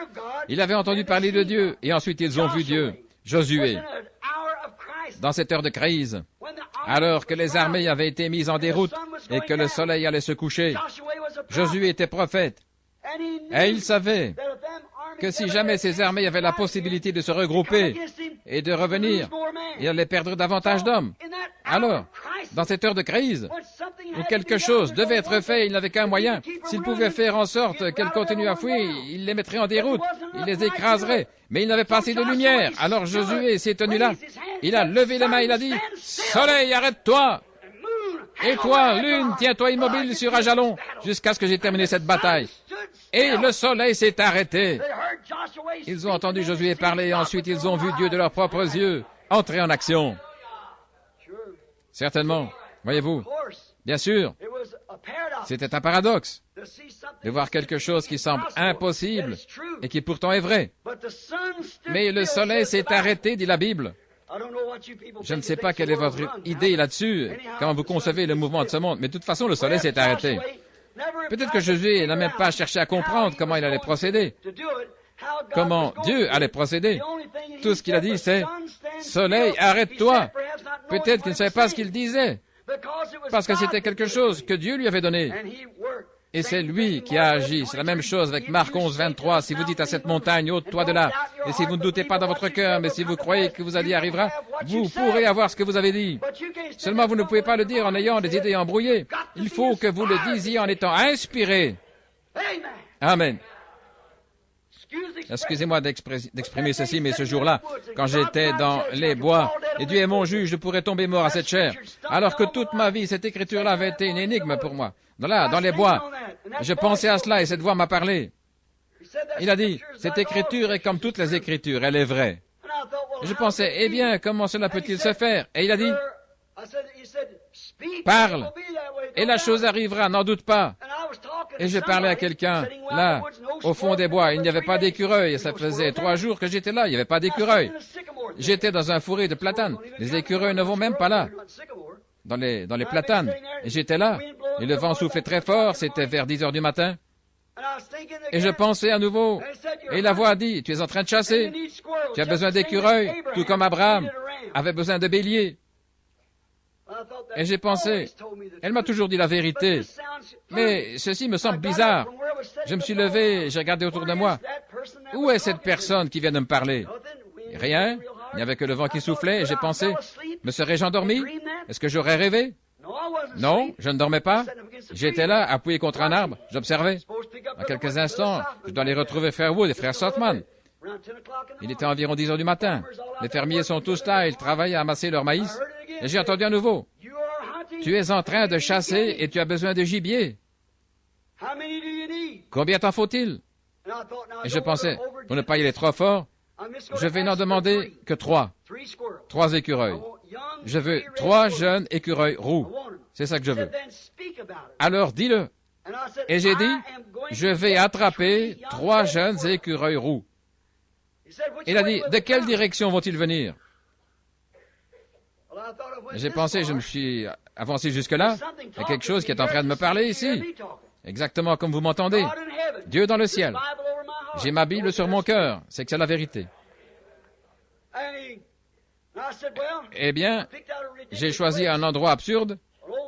Une vieille branche sèche qui se trouvait là à environ 45 mètres, la distance à laquelle j'avais ajusté ma carabine. Le premier sera là, et il y était. Je me suis frotté les yeux, j'ai regardé de nouveau, j'ai tourné la tête et j'ai pensé, je ne veux pas tirer sur une vision. Alors j'ai regardé encore, et l'écureuil était là. J'ai mis une cartouche dans mon fusil, j'ai visé, et je voyais l'œil noir de ce jeune écureuil. Et je me suis dit, peut-être que je suis en train de dormir, je vais me réveiller dans quelques minutes. Tu vois, je suis en train de rêver. J'ai visé, et j'ai tiré l'écureuil, et il est tombé de la branche. Eh bien, je ne sais pas. J'ai pensé, eh bien, est-ce que je devrais aller regarder? Je me suis approché, il était là. Et le sang coulait. Une vision ne saigne pas, vous savez. Alors je l'ai ramassé, c'était bien un écureuil. Et tout mon corps est devenu engourdi. Et j'ai regardé autour de moi, oh Dieu, c'était toi. Et j'ai dit, je te remercie pour ça. Maintenant, je vais m'en aller. Mais tu as dit, doutes-tu de ce que tu as dit? Tu as dit que tu en attraperais 3. Maintenant, d'où viendra le prochain? J'ai pensé, eh bien, si je suis en train de rêver, je vais continuer. Alors, j'ai choisi un vieux bout d'arbre qui était couvert d'herbe, là, et on ne voit jamais d'écureuil là. Alors j'ai dit, le prochain sortira de cette herbe-là. Il viendra juste là, Et voilà, ce jeune écureuil était là, il me regardait bien en face. J'ai posé mon fusil, je me suis frotté les yeux, je me suis retourné, j'ai pensé, voilà, il était là, il a tourné la tête de côté. J'ai tiré l'écureuil. Et puis j'allais repartir pour rentrer à la maison. Et il a dit, mais tu as dit 3. Doutes-tu de ce que tu as dit? Et j'ai dit, non Seigneur, je ne doute pas de ce que j'ai dit. Car tu le confirmes. Cette écriture-là était une énigme pour moi. Pas si je dis, mais si vous dites. Pas si Jésus le disait, mais si vous le disiez vous-même. Et j'ai pensé d'une façon ou d'une autre.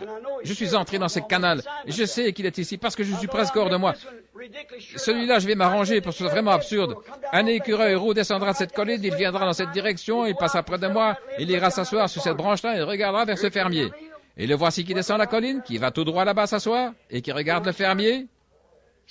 Et je l'ai tiré. Satan m'a dit, sais-tu quoi? Les bois en sont pleins maintenant. Je suis resté là jusqu'à midi et rien d'autre n'est arrivé. Ça montre que lorsque Dieu, il est le créateur même des cieux et de la terre. À l'écoute maintenant de Jeffersonville. Il y a une famille du nom de Wright. Frère Wood et moi, nous étions allés les voir. C'est eux qui font le vin de la communion pour l'Église. La petite Edith était là dans la pièce, une jeune femme infirme qui avait été malade toute sa vie. Alors nous nous sommes toujours attendus à Dieu pour qu'il la guérisse. Sa sœur est veuve. Son mari a été tué, elle s'appelle Hattie. C'est une petite femme très humble. Et pendant que frère Banks et moi étions allés chercher un lapin, elles avaient fait une grosse tourte aux cerises. Ils m'ont fait asseoir à la table, nous étions là en train de parler, ce qui était arrivé quelques jours auparavant. Et quand nous étions assis là à table en train de parler, tout à coup, j'ai dit, qu'est-ce qui a bien pu arriver? J'ai dit, frère Wright, tu es un vieil homme, tu as chassé des écureuils toute ta vie. Frère Shelby, tu es un expert dans la chasse aux écureuils. Frère Wood, toi aussi. Moi, je les chasse depuis mon enfance. Avez-vous déjà vu un écureuil dans un fourré de platanes? Non, monsieur. J'ai dit, il n'y était tout simplement pas. J'ai dit, tout ce que je sais, c'est qu'il s'agit du même Dieu. Quand Abraham avait besoin d'un bélier, il était Jéhovah Jireh. Il pouvait se pourvoir lui-même. J'ai dit, je crois que c'est la même chose. Et cette brave Hattie qui était assise au fond de la pièce a dit, frère Branham, ce n'est rien d'autre que la vérité. Elle a dit la chose juste. Et quand elle a dit ça, le Saint-Esprit est descendu à nouveau dans ce canal. Et tous l'ont senti. Je me suis levé. J'ai dit, ce Hattie, ainsi dit le Seigneur. Tu as dit la chose juste, comme l'avait fait la femme syrophénicienne. Le Saint-Esprit me parle maintenant, et il me dit de te donner le désir de ton cœur. Et j'ai dit maintenant, si je suis le serviteur de Dieu, si c'est le cas, la chose arrivera. Si je ne suis pas le serviteur de Dieu, alors je suis un menteur et la chose n'arrivera pas. Je suis un trompeur. J'ai dit maintenant, éprouve et vois si c'est l'Esprit de Dieu ou pas. Elle a dit, frère Branham, tout le monde pleurait. Elle a dit, que vais-je demander? Tu as une sœur infirme? J'avais $20 dans ma poche et j'allais lui remettre un don qu'elle avait fait. Cette femme ne tire même pas un revenu de $200 par année de sa modeste petite ferme pour elle et ses 2 garçons. Ces garçons étaient devenus des vrais rickies, comme les jeunes à l'école, vous savez. Ils étaient insolents avec leur mère, ils avaient 15, 16 ans. Et oh, ils étaient là, ils se moquaient de ce que je disais. Et j'ai dit, tu as un père et une mère qui sont ici âgés et tu n'as pas d'argent. Demande de l'argent et vois si ça ne tombe pas entre tes mains. Demande la faveur de ta sœur et vois si elle ne se lève pas, elle ne se met pas à marcher. Je savais alors, comme Job, il y a quelque chose qui fait que quand on est saisi par cela, on sait. Alors j'ai dit, je sais. Je suis venu ici devant une dizaine de personnes et j'ai dit, si la chose n'arrive pas, alors je suis un faux prophète. Elle a dit, que vais-je demander? J'ai dit, c'est à toi de décider. Je ne peux pas décider pour toi. Elle a regardé autour d'elle, cette petite femme. Et tout à coup, elle a dit, frère Branham, le plus grand désir de mon cœur, c'est le salut de mes 2 garçons. J'ai dit, je te donne tes garçons au nom de Jésus-Christ. Et ces garçons qui ricanaient, riaient, se moquaient, se sont jetés aux genoux de leur mère. Ils ont abandonné leur vie à Dieu. Ils ont été remplis du Saint-Esprit juste là. Pourquoi? C'est la vérité. Dieu a le pouvoir de me tuer ici devant ces gens, d'un bout à l'autre du pays. Beaucoup d'entre vous ici à Jeffersonville, je peux entendre le tabernacle qui fait retentir maintenant un Amen parce qu'ils sont là-bas à l'écoute. Voyez-vous, parce que c'est la vérité. Qu'est-ce que c'est? C'est quand Dieu, par sa grâce souveraine, la chose arrive. Autrement, elle n'arrivera pas. À ce moment crucial, pensez aux hommes et aux gens que je connais.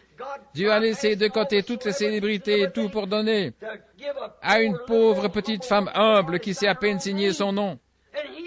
Il savait ce qu'elle demanderait.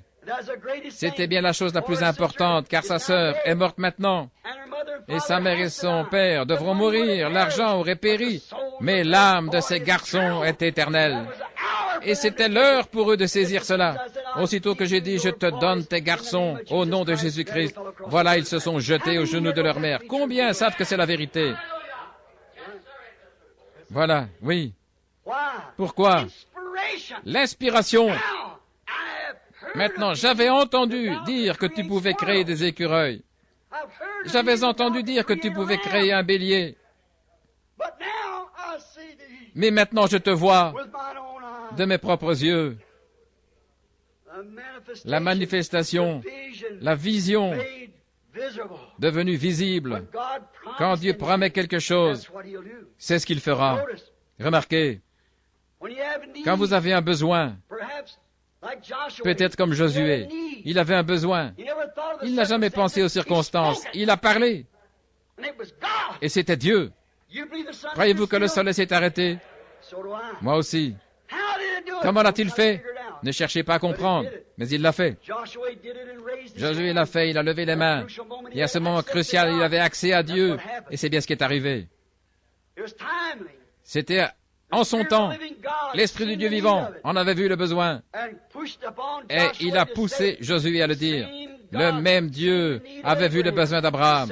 Le même Dieu a vu le besoin de me confirmer cette écriture, de me montrer que cette écriture-là est vraie, elle aussi. Le même Dieu a vu le besoin de ces deux garçons prédestinés. Et c'est à ce moment-là qu'il a prouvé cela et qu'il a confirmé sa parole. Dans Saint Marc 14, nous voyons une femme qui a cru en lui. Elle avait un besoin, et elle a vu qu'il avait besoin qu'on lui lave les pieds. Tout ce qu'il lui fallait, c'était d'être inspiré pour passer à l'action. Maintenant, écoutez attentivement.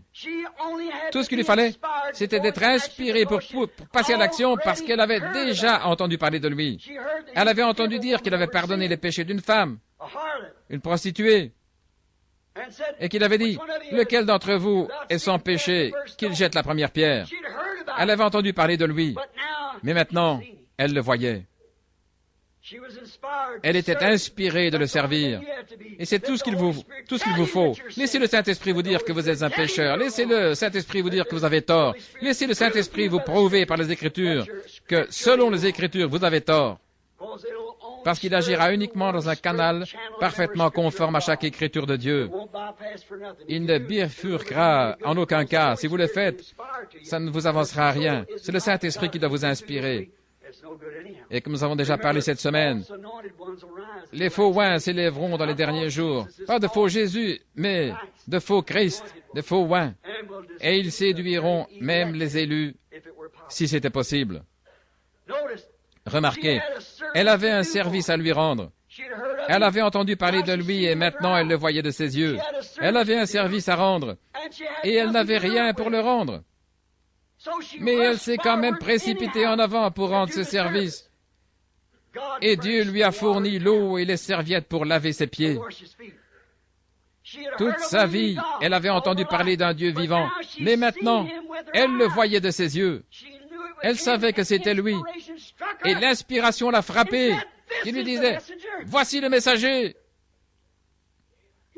Il avait besoin qu'on lui rende un service. Elle n'avait rien pour le servir. Ses pieds étaient sales. Mais elle s'est précipitée de toute manière pour lui rendre un service parce qu'elle était inspirée pour le faire. Ô membres d'église rétrograde, hommes ou femmes dénominationnels, ne pouvez-vous pas voir le besoin de Jésus ce soir? Si vous pouviez seulement être saisis par l'inspiration, c'est maintenant l'heure d'agir. Mais elle l'a vu de ses yeux. Les autres qui étaient là se moquaient même de lui. Ils ne croyaient pas son message. En fait, l'autre, le pasteur hôte, le vieux Simon, l'avait fait venir pour se moquer de lui. Il ne croyait pas qu'il était prophète. Et donc, alors qu'il semblait que le diable avait arrangé tout ça pour l'amener à dire cela, Il a dit en lui-même, si cet homme était prophète, il saurait de quelle espèce est la femme qui est à ses pieds. S'il était prophète, voyez-vous, ça ne lui avait même pas été révélé qui il était. Il ne pouvait pas être saisi par l'inspiration parce qu'il n'y en avait rien là qui puisse se saisir de lui. Mais elle en a été saisie. Ses yeux avaient vu plus loin que la critique qu'il en faisait. Elle croyait qu'il était cela, voyez-vous. La parole des prophètes. Elle savait qu'en lui étaient confirmées toutes les paroles des prophètes. Elle avait entendu dire qu'il était sur la terre, mais maintenant elle le voyait. Observez ce qu'elle a fait. Elle a vu la parole faite chair, le Messie, Emmanuel. Quand elle a donné libre cours à la pulsation de sa foi, la révélation de qui il était, à l'époque dans laquelle elle vivait, qu'il était l'agneau de Dieu pour des pécheurs comme elle, elle s'est avancée pour répondre à ses besoins, sans savoir comment elle allait le faire. C'est comme ça que se produit avec une guérison authentique. C'est quand il vous est révélé qu'il a été blessé pour vos transgressions, brisé pour vos iniquités. Et par ses meurtrissures, vous avez été guéris. Quand vous recevez l'inspiration pour voir sa présence ici, de Marc 11 ou de Luc 17, 30, qui dit qu'il se révélera dans les derniers jours parmi son peuple, dans la chair humaine, comme il l'avait fait avant Sodome. Quand vous voyez ça, et que quelque chose vous frappe, il se peut que le docteur dise, le cancer est toujours là. Il se peut que le patient dise, je ne sais pas comment je vais faire pour marcher, mais je vais marcher quand même. Nous ne savons pas comment. Elle s'est avancée pour le servir, parce que l'inspiration l'avait frappée, en lui disant que c'était l'heure, que c'était là le messager, que c'était le Messie qui devait guérir. Et elle l'a cru. Et il avait besoin qu'on lui rende un service. Et elle s'est avancée sans que rien ne montre qu'elle pourrait le faire. Elle a simplement marché selon son inspiration. Regardez, Dieu a ouvert les fontaines des glandes lacrymales de ses yeux. Les mêmes yeux qui avaient entendu, mêmes oreilles qui avaient entendu parler de lui, les yeux qui l'ont vu verser des larmes de joie. Et aussi cette longue chevelure que Dieu lui avait donnée. En plus des larmes qui coulaient, Dieu lui a fourni des serviettes, ses cheveux, en plus des larmes. Elle a répondu à ses besoins, aux besoins du Dieu vivant. Elle avait entendu parler de lui, mais maintenant elle le voyait. Elle pouvait lui rendre un service. Ô pécheur, pourquoi ne pas faire de même en voyant les besoins actuels? Il a besoin de vous, de votre service. Maintenant, vous voyez celui dont vous avez entendu parler dans la Bible. Nous l'avons vu venir ici hier soir et nous avons vu ce qu'il a fait. Nous le voyons réunion après réunion. Et parfois, nous restons là, froids et indifférents, et nous disons, oui, je sais que l'Écriture le dit. Oh, j'ai vu la chose, voyez-vous. Nous n'avons pas d'enthousiasme. Ça ne semble pas nous frapper. On dirait que quelque chose n'est pas là. C'est comme si vous versiez, si vous preniez une allumette et que vous la frottiez. Si l'allumette, s'il n'y a pas de soufre sur le bout de cette allumette, elle ne peut pas s'allumer. Vous avez beau gratter, gratter, gratter, mais si un produit chimique a détruit le soufre qu'il y avait là, elle ne s'allumera pas, il n'y aura pas de lumière. Mais si ce produit chimique, le soufre, on le frotte contre le métal, s'il est toujours là, quand on va frotter, ça va s'allumer. De même, quand il y a le véritable, authentique confirmation des Écritures de ce message, et que vous voyez la présence de Jésus-Christ, alors que vous avez entendu parler ce qu'il avait fait au cours de sa vie, et que vous entendez par les Écritures qu'il est le même hier, aujourd'hui, éternellement, et que juste avant tout ça, dans cet état de Sodome, que Sodome soit brûlé par la colère de Dieu, vous voyez Jésus revenir parmi son peuple, prendre forme dans la chair humaine et faire la même chose que ce qu'il avait fait. Oh, ça devrait catapulter notre âme dans la gloire. Ça devrait avoir un effet sur nous. Pourquoi? Ça descend sur cela. Dans la Bible, vous avez entendu parler de ce qu'il a fait, de la femme qui avait touché son vêtement. Il s'est retourné, lui a dit quel était son problème et sa foi l'avait guéri. Maintenant, il a promis qu'il ferait de nouveau cette même chose, juste avant, et que le monde soit brûlé, et que le monde serait alors dans un état comme celui de Sodome. Le Nouveau Testament, le prophète Dieu, le prophète des prophètes, le Dieu de tous les prophètes, la plénitude de la divinité corporellement, Dieu manifesté dans une chair, le créateur de la Genèse. Alléluia. C'est sa parole. C'est lui qui a dit que cela arriverait. Et nous voyons un état comme celui de Sodome. Nous voyons le monde dans cet état-là. Et maintenant, nous le voyons descendre et faire exactement ce qu'il avait dit qu'il ferait. Maintenant, nous avons entendu parler de lui. Et maintenant, nous le voyons. Mes oreilles avaient entendu parler de toi, maintenant, mes yeux t'ont vu. Amen. Je le vois de mes propres yeux. Oh, quelle heure cela devrait être. Quel temps. La confirmation de sa parole. Toujours. Quand la parole est confirmée, c'est Dieu qui parle dans sa parole, qui se rend visible pour que vous puissiez voir. Maintenant, voilà une prostituée, une fille des rues, qui se prosterne devant l'autel, devant Jésus, et elle lui a lavé les pieds de ses larmes, et elle les a essuyés de ses cheveux. Dieu a honoré cela, il a dit partout où cette bonne nouvelle sera prêchée, qu'on raconte ceci en mémoire de cette femme. Pourquoi? Regardez comme elle était sale, mais quelque chose l'a saisie. Elle a vu la parole de la promesse qui avait été donnée dans le jardin d'Éden. La semence de la femme écrasera la tête du serpent. Elle a vu le Messie qui était né d'une vierge. Elle avait entendu dire qu'il devait naître d'une vierge. Mais on avait entendu dire que cet homme était sur la terre. Elle avait entendu dire qu'il y avait un jeune rabbin, un prophète, qui guérissait les malades. Elle l'a cru. Et la voilà qui descend la rue, tout en promenant le regard. Elle a regardé là-bas et elle a vu qu'il y avait une grande réception. Elle s'est approchée doucement de la clôture et elle a regardé de l'autre côté. Il était là. Il était là. Quelque chose lui a dit, c'est lui. Voyez-vous, c'est tout ce qu'il lui fallait pour être inspiré. Voyez-vous ce qui est arrivé? Elle a vu la parole de Dieu faite chair. Son oreille en avait entendu parler, et mais maintenant ses yeux le voyaient. Or tout le monde sait que nous avons reçu une promesse quant à l'état de l'Église au dernier jour. L'Église, à son état actuel, ne pourra jamais accomplir les commandements de Dieu. La grande commission, elle ne pourrait jamais appeler l'épouse à sortir. Laquelle le ferait? L'Église pentecôtiste? Je vous dis non. Aucune des autres. C'est la balle là qui entoure le blé. Elle est apparue, elle ressemblait tout à fait au blé. Mais il n'y avait pas de blé dedans. Elle s'ouvre, mais le grain sort de là. Elle s'organise, elle se détruit elle-même. C'est là qu'elle meurt. Ce sont des tiges. Mais le blé est sorti de là, et maintenant il a commencé à prendre forme, la forme de l'épouse. Le grain de blé qui était tombé en terre pendant l'âge des ténèbres. Il fallait qu'il meure. Ce critique qui disait « Pourquoi un Dieu de miséricorde qui avait pu ouvrir la mer Rouge a-t-il laissé ces pauvres chrétiens se faire dévorer par des lions et brûler et tout ?» Il est resté sans rien dire comme s'il s'en moquait, le pauvre ignorant. Ne savait-il pas que si le grain de blé ne tombe en terre, il fallait qu'il meure pendant l'âge des ténèbres, comme n'importe quel grain de blé doit aller en terre et y être enseveli pour produire, dans la première réforme, les 2 pouces de Luther, la tige. Il fallait qu'il se manifeste chez les Wesleyens là pour produire le pollen, l'aigrette, le grand âge missionnaire. Il fallait qu'il se manifeste chez les pentecôtistes pour amener la restauration des dons, ce qui allait presque séduire même les élus. Ça ressemble au grain de blé, ouvrez-le, mais dedans il n'y a pas de blé, ce n'est que la balle. Mais là, ils se sont mis à former une organisation unitaire, trinitaire, bénitaire, l'Église de Dieu. Ils se sont tous organisés, et voilà, c'est la mort, carrément. Et maintenant, qu'est-ce qui se produit? Par contre, elle a servi à protéger le blé qui a continué à pousser pendant tout ce temps. Mais maintenant, elle commence à s'en écarter et on voit apparaître le blé. Ceci n'est pas l'âge pentecôtiste. C'est l'âge du dernier jour, c'est l'âge de l'épouse. C'est la lumière du soir.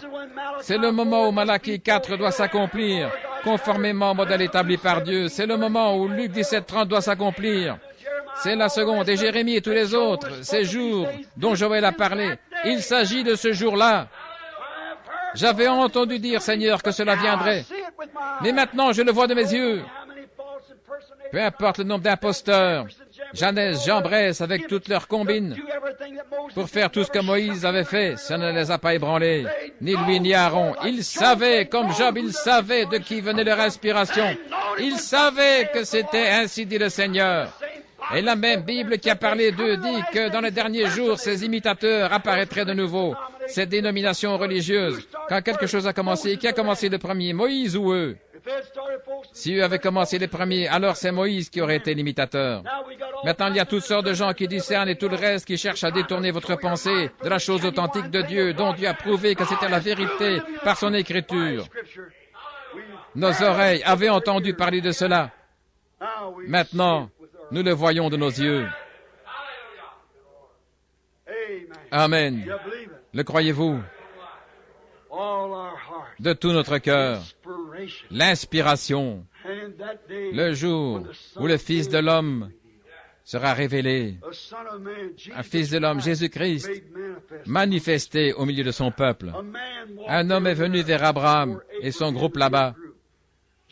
C'était un homme d'apparence ordinaire, avec de la poussière sur ses vêtements. Il avait le dos tourné à la tente. Il a dit, « Où est ta femme Sarah ?» Pas Sarai. Abraham, pas Abram. Il a appelé celui-ci par son nom. Où est-elle? Elle est dans la tente derrière toi. Je vais te visiter au temps de la vie. Et elle a ri. Pourquoi a-t-elle ri? Maintenant, il a promis. Ces gens-là étaient ceux qui attendaient un fils promis. Peu importe combien les gens dans cette dénomination peuvent dire qu'ils attendent Christ, leurs actes prouvent que non. C'est exact. Vos actes en disent plus long que vos paroles. Tout ce qu'ils ont en tête, c'est d'ajouter des membres à leur dénomination. Par contre, il y a quelques personnes, une ici et une là, qui attendent la venue du Seigneur. Ils veillent. Seuls ceux-là, c'est à qui il se révélera. Uniquement ceux-là comprendront. Seuls les élus avaient compris qui il était. Imaginez un peu, il y avait peut-être 3 millions de personnes, de Juifs sur la terre. Et pas même un tiers d'entre eux n'a su qu'il était là. Il était venu et reparti sans qu'ils le sachent. Mais il s'est révélé à ceux qui l'attendaient. Jean-Baptiste et les apôtres qui avaient répondu à l'appel lancé par Jean, et ainsi de suite. Et Anne, aveugle, dans le temple. Siméon, le sacrificateur à qui il avait été révélé par le Saint-Esprit qu'il verrait le Christ. Tous les grands conducteurs religieux, les théologiens et tout ça, ils étaient tout ce qui est le plus aveugle. La pluie ne peut faire lever la semence que si la semence est déjà là. De même que vous étiez d'abord un germe dans votre père, et il ne vous connaissait pas, mais vous étiez quand même dans votre père. Mais grâce au terrain d'ensemencement de votre mère, vous avez été manifesté à sa ressemblance et alors il a pu vous parler. Dieu, le grand Dieu, si vous avez la vie éternelle, alors ce germe de la vie éternelle, il était en Dieu au commencement. Et vous étiez là. Vous étiez dans sa pensée, votre nom et tout.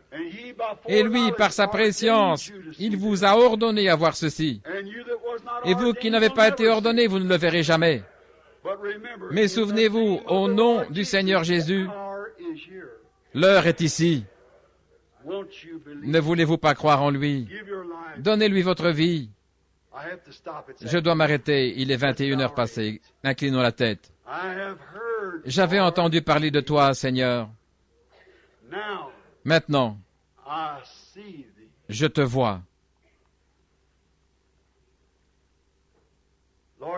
Seigneur Jésus, bénis ces gens alors qu'ils sont dans l'attente. Maintenant, je vais vous poser une question. Je vais laisser le Saint-Esprit, j'ai confiance qu'il le fera, sonder votre esprit. Vous éprouvez votre âme pour voir si vous croyez réellement. Et si vous constatez qu'il y a un peu de doute, voudriez-vous lever la main et dire, « Seigneur Jésus, fais que je te voie. J'ai entendu parler de toi, mais je ne t'ai jamais réellement vu. Fais que je te voie et je croirai. » Très bien. C'est bien. Y a-t-il des gens ici qui ne le connaissent pas comme leur sauveur? Levez la main et dites, « Je suis un pécheur, mais si tu veux bien me permettre de te voir, Seigneur Jésus, manifester cette parole dont il parle. Je sais que c'est par cela que Job t'a vu, je sais que c'est par cela qu'Abraham t'a vu, je sais que c'est par cela que les autres t'ont vu, parce que c'était ta parole promise qui était confirmée. J'avais entendu parler de toutes sortes de choses, de combines et tout, mais je comprends qu'il y a un message du dernier jour dans le pays dont un ange a parlé au bord de la rivière en 1933. J'ai entendu parler des services de guérison qui se font, et je sais quand cela arrive, les choses ne peuvent pas demeurer dans la même vieille ornière dénominationnelle. Ce n'a pas été envoyé dans ce but-là. Qu'est-ce qui se serait passé si Moïse était venu disant « Construisons une arche comme Noé l'a fait, et sortons de l'Égypte en naviguant sur le fleuve ». Oh non, voyez-vous. Non. Il avait un message de la part de Dieu, dont il était la manifestation. L'entrée en scène de ce prophète aurait dû, là même, suffire à Israël comme preuve. Il n'y a pas eu de prophète depuis 400 ans. Il n'y avait pas eu de prophète. Et voici un prophète qui entre en scène. Ils auraient dû savoir qu'il allait se produire quelque chose. Israël de nouveau n'avait pas eu de prophète depuis des centaines d'années. Et voici Jésus qui entre en scène. La femme au puits a dit, « Seigneur, je perçois que tu es prophète. » Ils n'ont pas eu depuis 400 ans, parce qu'il avait su ce qu'il y avait dans son cœur, voyez-vous. Maintenant, il nous a été promis un âge de l'Église tout au long de ceux-ci, les réformateurs, nous avons eu. Mais il a promis dans Malachie 4 que dans les derniers jours, il resterait fidèle au modèle qu'il a établi pour ramener le cœur des enfants à la foi des pères apostoliques. Dans ce but même. Et l'Église est tellement divisée dans des dénominations et des ismes, elle est tellement déchirée qu'elle est morte. Elle a servi de porteur. Et puis il a promis qu'à l'heure du message du septième ange, que les 7 sceaux seraient révélés et les mystères de Dieu seraient annoncés. Apocalypse 10. Quand le 7e ange commencerait à proclamer son message, non pas le service de guérison, mais le message qui suit le service de guérison. Jésus est un type formidable du moment qu'il pouvait guérir les malades, mais quand il a dit « Moi et mon Père, nous sommes un », ah non, ça c'était faux. Job était formidable jusqu'à ce qu'il lui arrive quelque chose, voyez-vous, c'est toujours ainsi. Croyez. Voulez-vous l'accepter maintenant? Levez la main et dites, je crois vraiment en lui, je veux l'accepter. Que Dieu vous bénisse, que Dieu vous bénisse. C'est bien, maintenant restez tranquillement et priez un instant.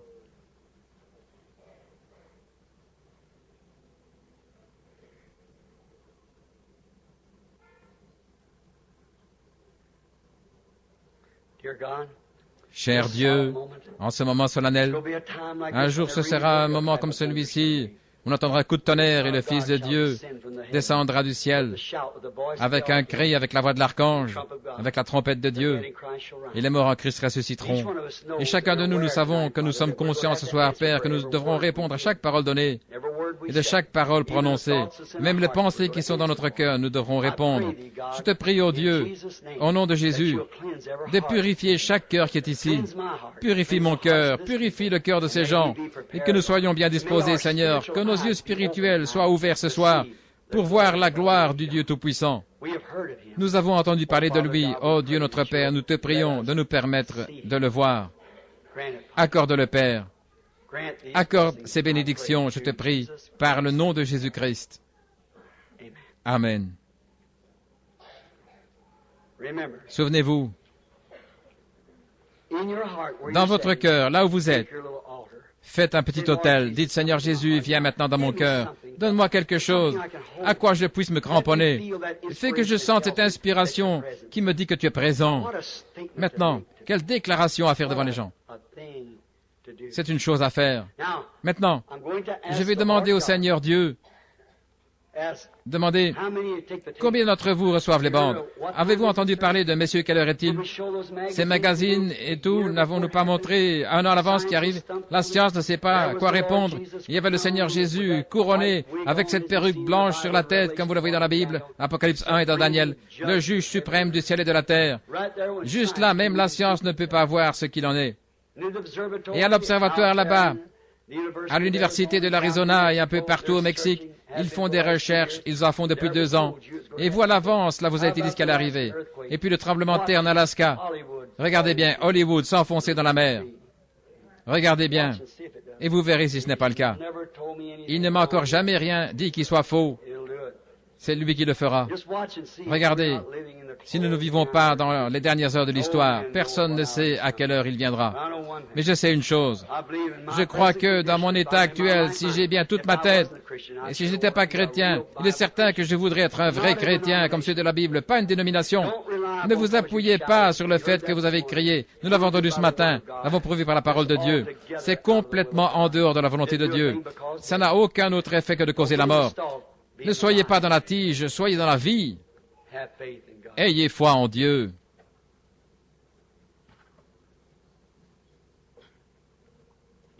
Croyez-vous que le Dieu qui a fait cette promesse, qui est apparu lui-même dans le livre de la Genèse, qui est apparu à Abraham et qui a accompli ce miracle, ce même Dieu a été fait chair humaine, il est né d'une vierge. Là-bas, c'était une théophanie, bien sûr. Mais alors, quand il est venu dans une chair humaine, que c'était le même homme, qu'il a accompli les mêmes choses, Ne croyez-vous pas que si Dieu pouvait trouver une personne, selon ce qu'il a promis de faire dans Malachie 4, un canal à travers lequel il pourrait parler alors qu'il accomplirait la même chose qu'il avait dit qu'il ferait? Croyez-vous cela?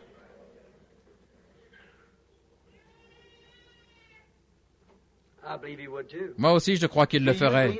Croyez-vous que vous pouvez avoir la foi pour toucher son vêtement? Sa foi pour toucher le vêtement? Croyez-vous qu'en ce moment même, il y a quelque chose qui parle à votre cœur et qui vous dit que vous avez la foi pour toucher son vêtement? Croyez-vous pouvoir le faire? Alors élevez-vous et touchez-le par votre foi. Pas par l'émotion, mais simplement par une foi tout à fait pure, sans mélange. Dites simplement, Seigneur, je crois. Je crois de tout mon cœur. Je désire que tu me touches, parce que j'ai entendu dire que tu l'as déjà fait, et maintenant je voudrais le voir de mes propres yeux. Moi, je ne peux pas vous toucher. Il faut que ce soit Dieu qui vous touche. Croyez-vous qu'il le fera?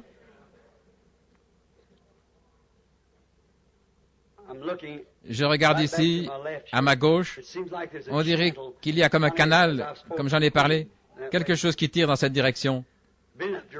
Maintenant, comme je l'ai orienté dans cette direction, là, la réception est très bonne. C'est une dame qui est assise là avec son mari. Elle n'est pas d'ici. Elle est du Texas, de Dallas. Elle est souffrante. Son mari aussi est souffrant. Elle souffre de complications. Elle a une opération. C'est exact. Son mari souffre du dos, de maux de dos. Monsieur et Madame Corbet du Texas, de Dallas au Texas. Si c'est ça, levez la main. Je vous suis inconnu, pas vrai? Il n'y a absolument aucun moyen pour moi de connaître ces choses. Qu'est-ce que c'est? Mon oreille avait entendu parler de toi. Et maintenant, je te vois. Vous voyez ce que je veux dire? Maintenant, demandez à ce couple. Je ne les ai jamais vus de ma vie. Mon oreille avait entendu parler de toi. Et maintenant, mon œil te voit.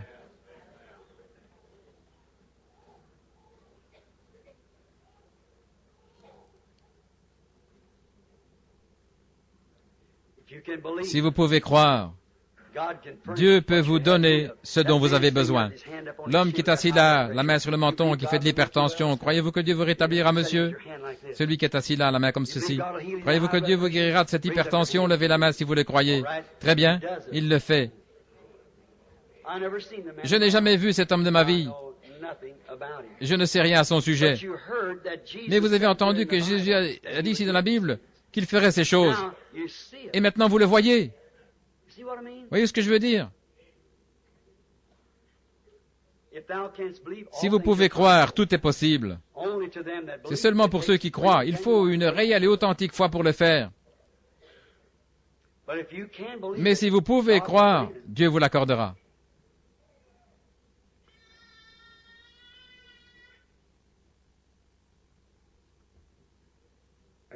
Il y a une dame qui est assise là-bas au fond qui me regarde. Elle a un goitre à la gorge. La dame qui est assise près d'elle, à côté d'elle, pour qu'elle comprenne. Cette dame aussi, elle fait de l'hypertension, exactement. La dame qui est assise à côté d'elle, elle aussi, elle a un problème. Et elle n'est pas d'ici, elle vient de l'Arkansas. Elles sont en train de le manquer. Mademoiselle Phillips, croyez au Seigneur Jésus et soyez guéris.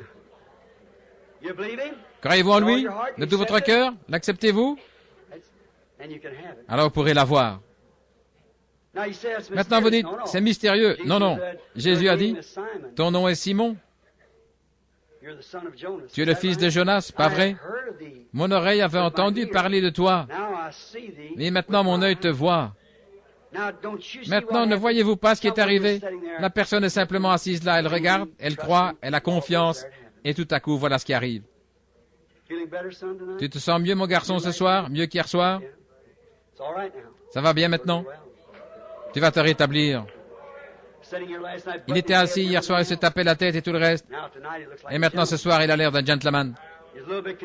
Certaines choses n'étaient pas tout à fait claires pour lui, mais tout est arrangé maintenant. Ça ira bien. Et en ce jour-là, le Fils de l'homme se révélera, voyez-vous, juste avant que Sodome soit brûlée. Mon oreille avait entendu parler de toi, et maintenant mes yeux te voient. J'avais entendu Jésus-Christ dire qu'il avait promis cela. Je vois cette promesse qui prend vie maintenant. Mon oreille avait entendu parler de toi, et maintenant mon œil te voit. Combien croient qu'il s'agit de lui? Oh Dieu! Maintenant, alors que nous sommes ici, demain soir, nous aurons un grand service de guérison. Frère Moore et moi, nous comptons nous tenir ici et prier pour toutes les personnes qui voudront passer dans la ligne. Mais je m'étais dit que pour la prédication de ce soir, j'allais simplement faire un appel à l'autel, et puis je me suis dit, non. Car il dit là, mon oreille avait entendu parler de toi, et maintenant mon œil désire te voir. Maintenant, il est ici, le croyez-vous? Maintenant, imposons-nous les mains les uns les autres. Souvenez-vous que celui-là même qui a promis qu'il ferait ceci a dit, voici les signes qui accompagneront ceux qui croient. Est-ce qu'il l'a dit? Est-ce que vous êtes un croyant? Dites Amen. Eh bien alors, le même Dieu qui a fait la promesse que vous venez de le voir accomplir maintenant, demandez à n'importe laquelle de ces personnes. Je ne les ai jamais vues. Je ne sais rien à leur sujet. Je ne les reconnaîtrai même pas maintenant. Voyez-vous? Impossible pour moi. Mais cette écriture doit s'accomplir. Eh bien, s'il est accompli, ça montre que nous sommes dans les derniers temps. Nous savons par là que le Fils de l'homme est sur le point de venir parce qu'il se révèle dans la chair humaine. Pas vrai? Alors nous savons que c'est vrai. Et vous dites que vous croyez en lui? Et vous avez posé vos mains les uns sur les autres. Si vos mains sont posées les uns sur les autres, le même Fils de Dieu qui est ici pour réaliser ceci devant vos yeux, ce même Fils est ici pour dire, ils seront guéris. Le même Fils de Dieu. J'ai entendu dire qu'il a dit, si les croyants imposent les mains, ils seront guéris. Mon oreille en a entendu parler et maintenant fait que mes yeux le voient. Il a promis de le faire. Maintenant, pendant que je prie, priez aussi. Seigneur Jésus, au nom de l'Éternel, le Dieu du ciel, que ton esprit descende dans le cœur de ces gens, cette authentique foi de Dieu, qui leur confirmera cette promesse, et puisse le Dieu du ciel guérir chacun d'eux, alors qu'ils obéissent à tes commandements, en s'imposant les mains les uns aux autres. Qu'il en soit ainsi, Seigneur, au nom de Jésus-Christ, qu'il en soit ainsi, accorde-le pour ta gloire.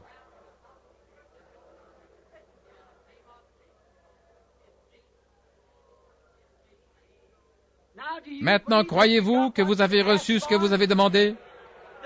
Y a-t-il quelque chose dans votre cœur qui vous le dit?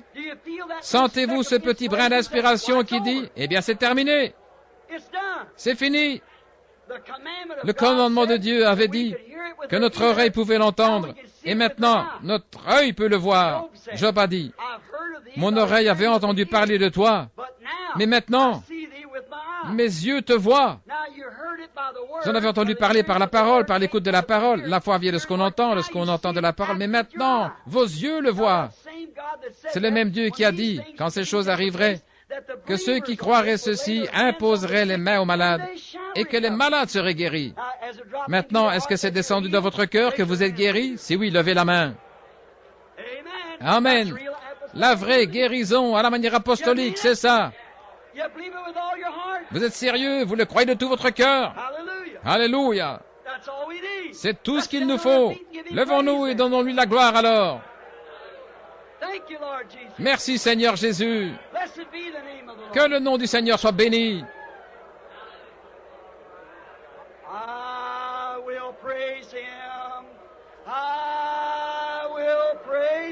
Je le louerai. Je le louerai. Loué soit l'agneau immolé pour les pécheurs.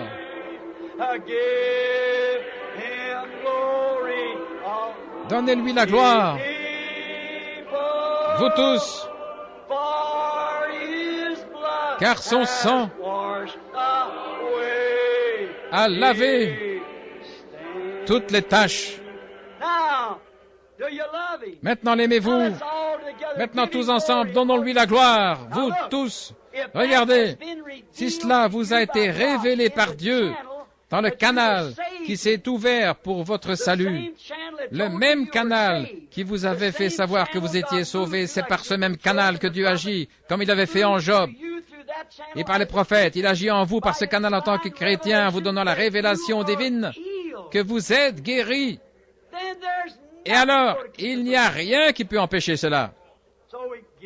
Alors, nous lui donnons gloire.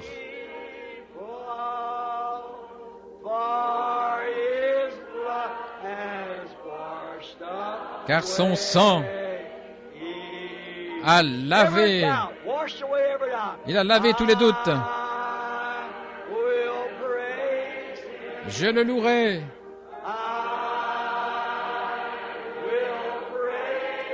Je le louerai.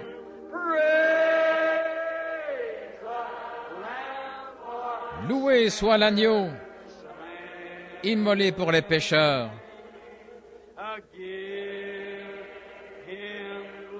Donnez-lui la gloire. Vous tous, le peuple,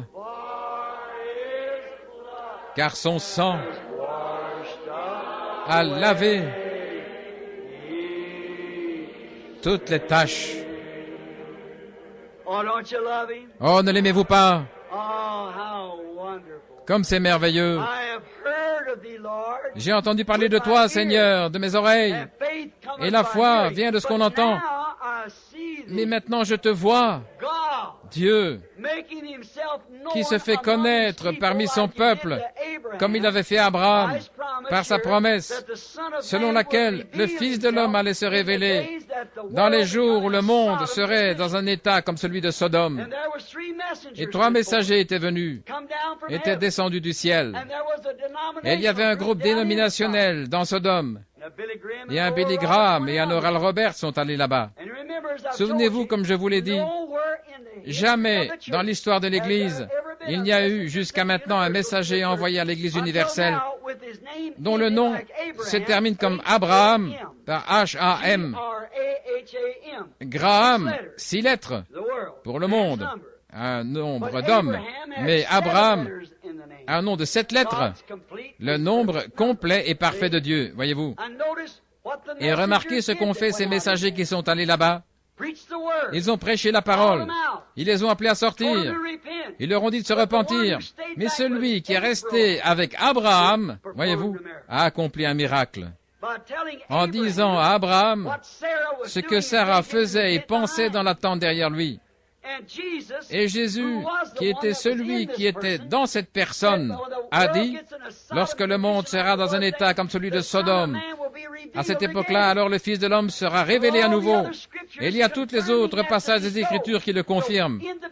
Au commencement était la parole. Et la parole était avec Dieu. Et la parole était Dieu. Et la parole a été faite chair, et elle a habité parmi nous, n'est-ce pas vrai? Maintenant, nous voyons cette même parole promise de Luc, de Malachie, toutes ces autres promesses pour aujourd'hui, faites chair, qui demeure parmi nous, et dont nos oreilles avaient entendu parler, et maintenant nous le voyons de nos yeux, interpréter sa propre parole. Nous n'avons pas besoin de l'interprétation des hommes. Ô Église du Dieu vivant, vous qui êtes ici ou qui êtes reliés à nous par le téléphone, réveillez-vous avant que ce soit trop tard. Que Dieu vous bénisse. Je l'aime. Je l'aime.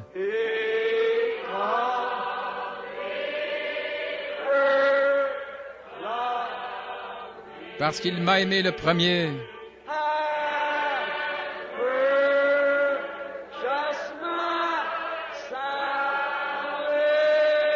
Et il a acquis mon salut sur le bois du calvaire. Pouvez-vous le concevoir, Église? Vous regardez de vos propres yeux la parole vivante de Dieu manifestée, la promesse de l'heure dans les derniers jours. Vous regardez de vos propres yeux la parole vivante, interprétée sous une forme naturelle.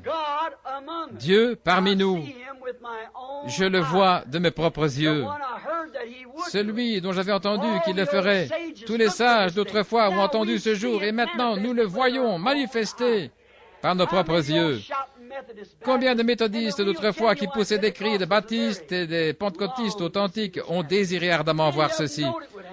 Beaucoup savaient ce qui arriverait, mais nous sommes ici ce soir et nous le voyons arriver. Oh, ne l'aimez-vous pas? Jésus a dit, « À ceci, tous connaîtront que vous êtes mes disciples, si vous vous aimez les uns les autres. Donc, puisque nous l'aimons, serrons-nous la main les uns les autres et chantons « Je le louerai, je le louerai ».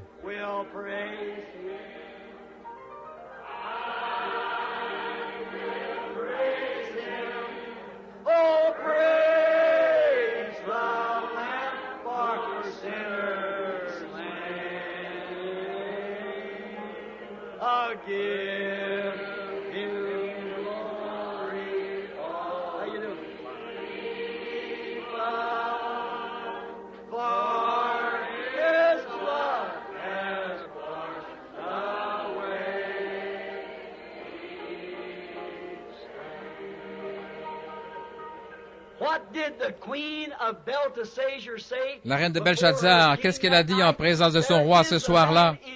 Il y a un homme dans ton royaume qui dissout les doutes. Et le Saint-Esprit ce soir est celui qui dissout les doutes. Le croyez-vous? Celui qui dissout les doutes. Maintenant, le sang de Christ efface toutes les taches, la tache du doute. Il n'y a pas de plus grand péché au monde que l'incrédulité. Car celui qui ne croit pas est déjà condamné. Pas vrai? Celui qui ne croit pas est déjà condamné. Il n'y a qu'un péché. C'est l'incrédulité. Fumer n'est pas un péché. Jurer n'est pas un péché. Commettre adultère n'est pas un péché. Mentir n'est pas un péché. Ce n'est pas ça le péché. C'est le résultat de l'incrédulité. L'incrédulité, vous faites ces choses parce que vous ne croyez pas.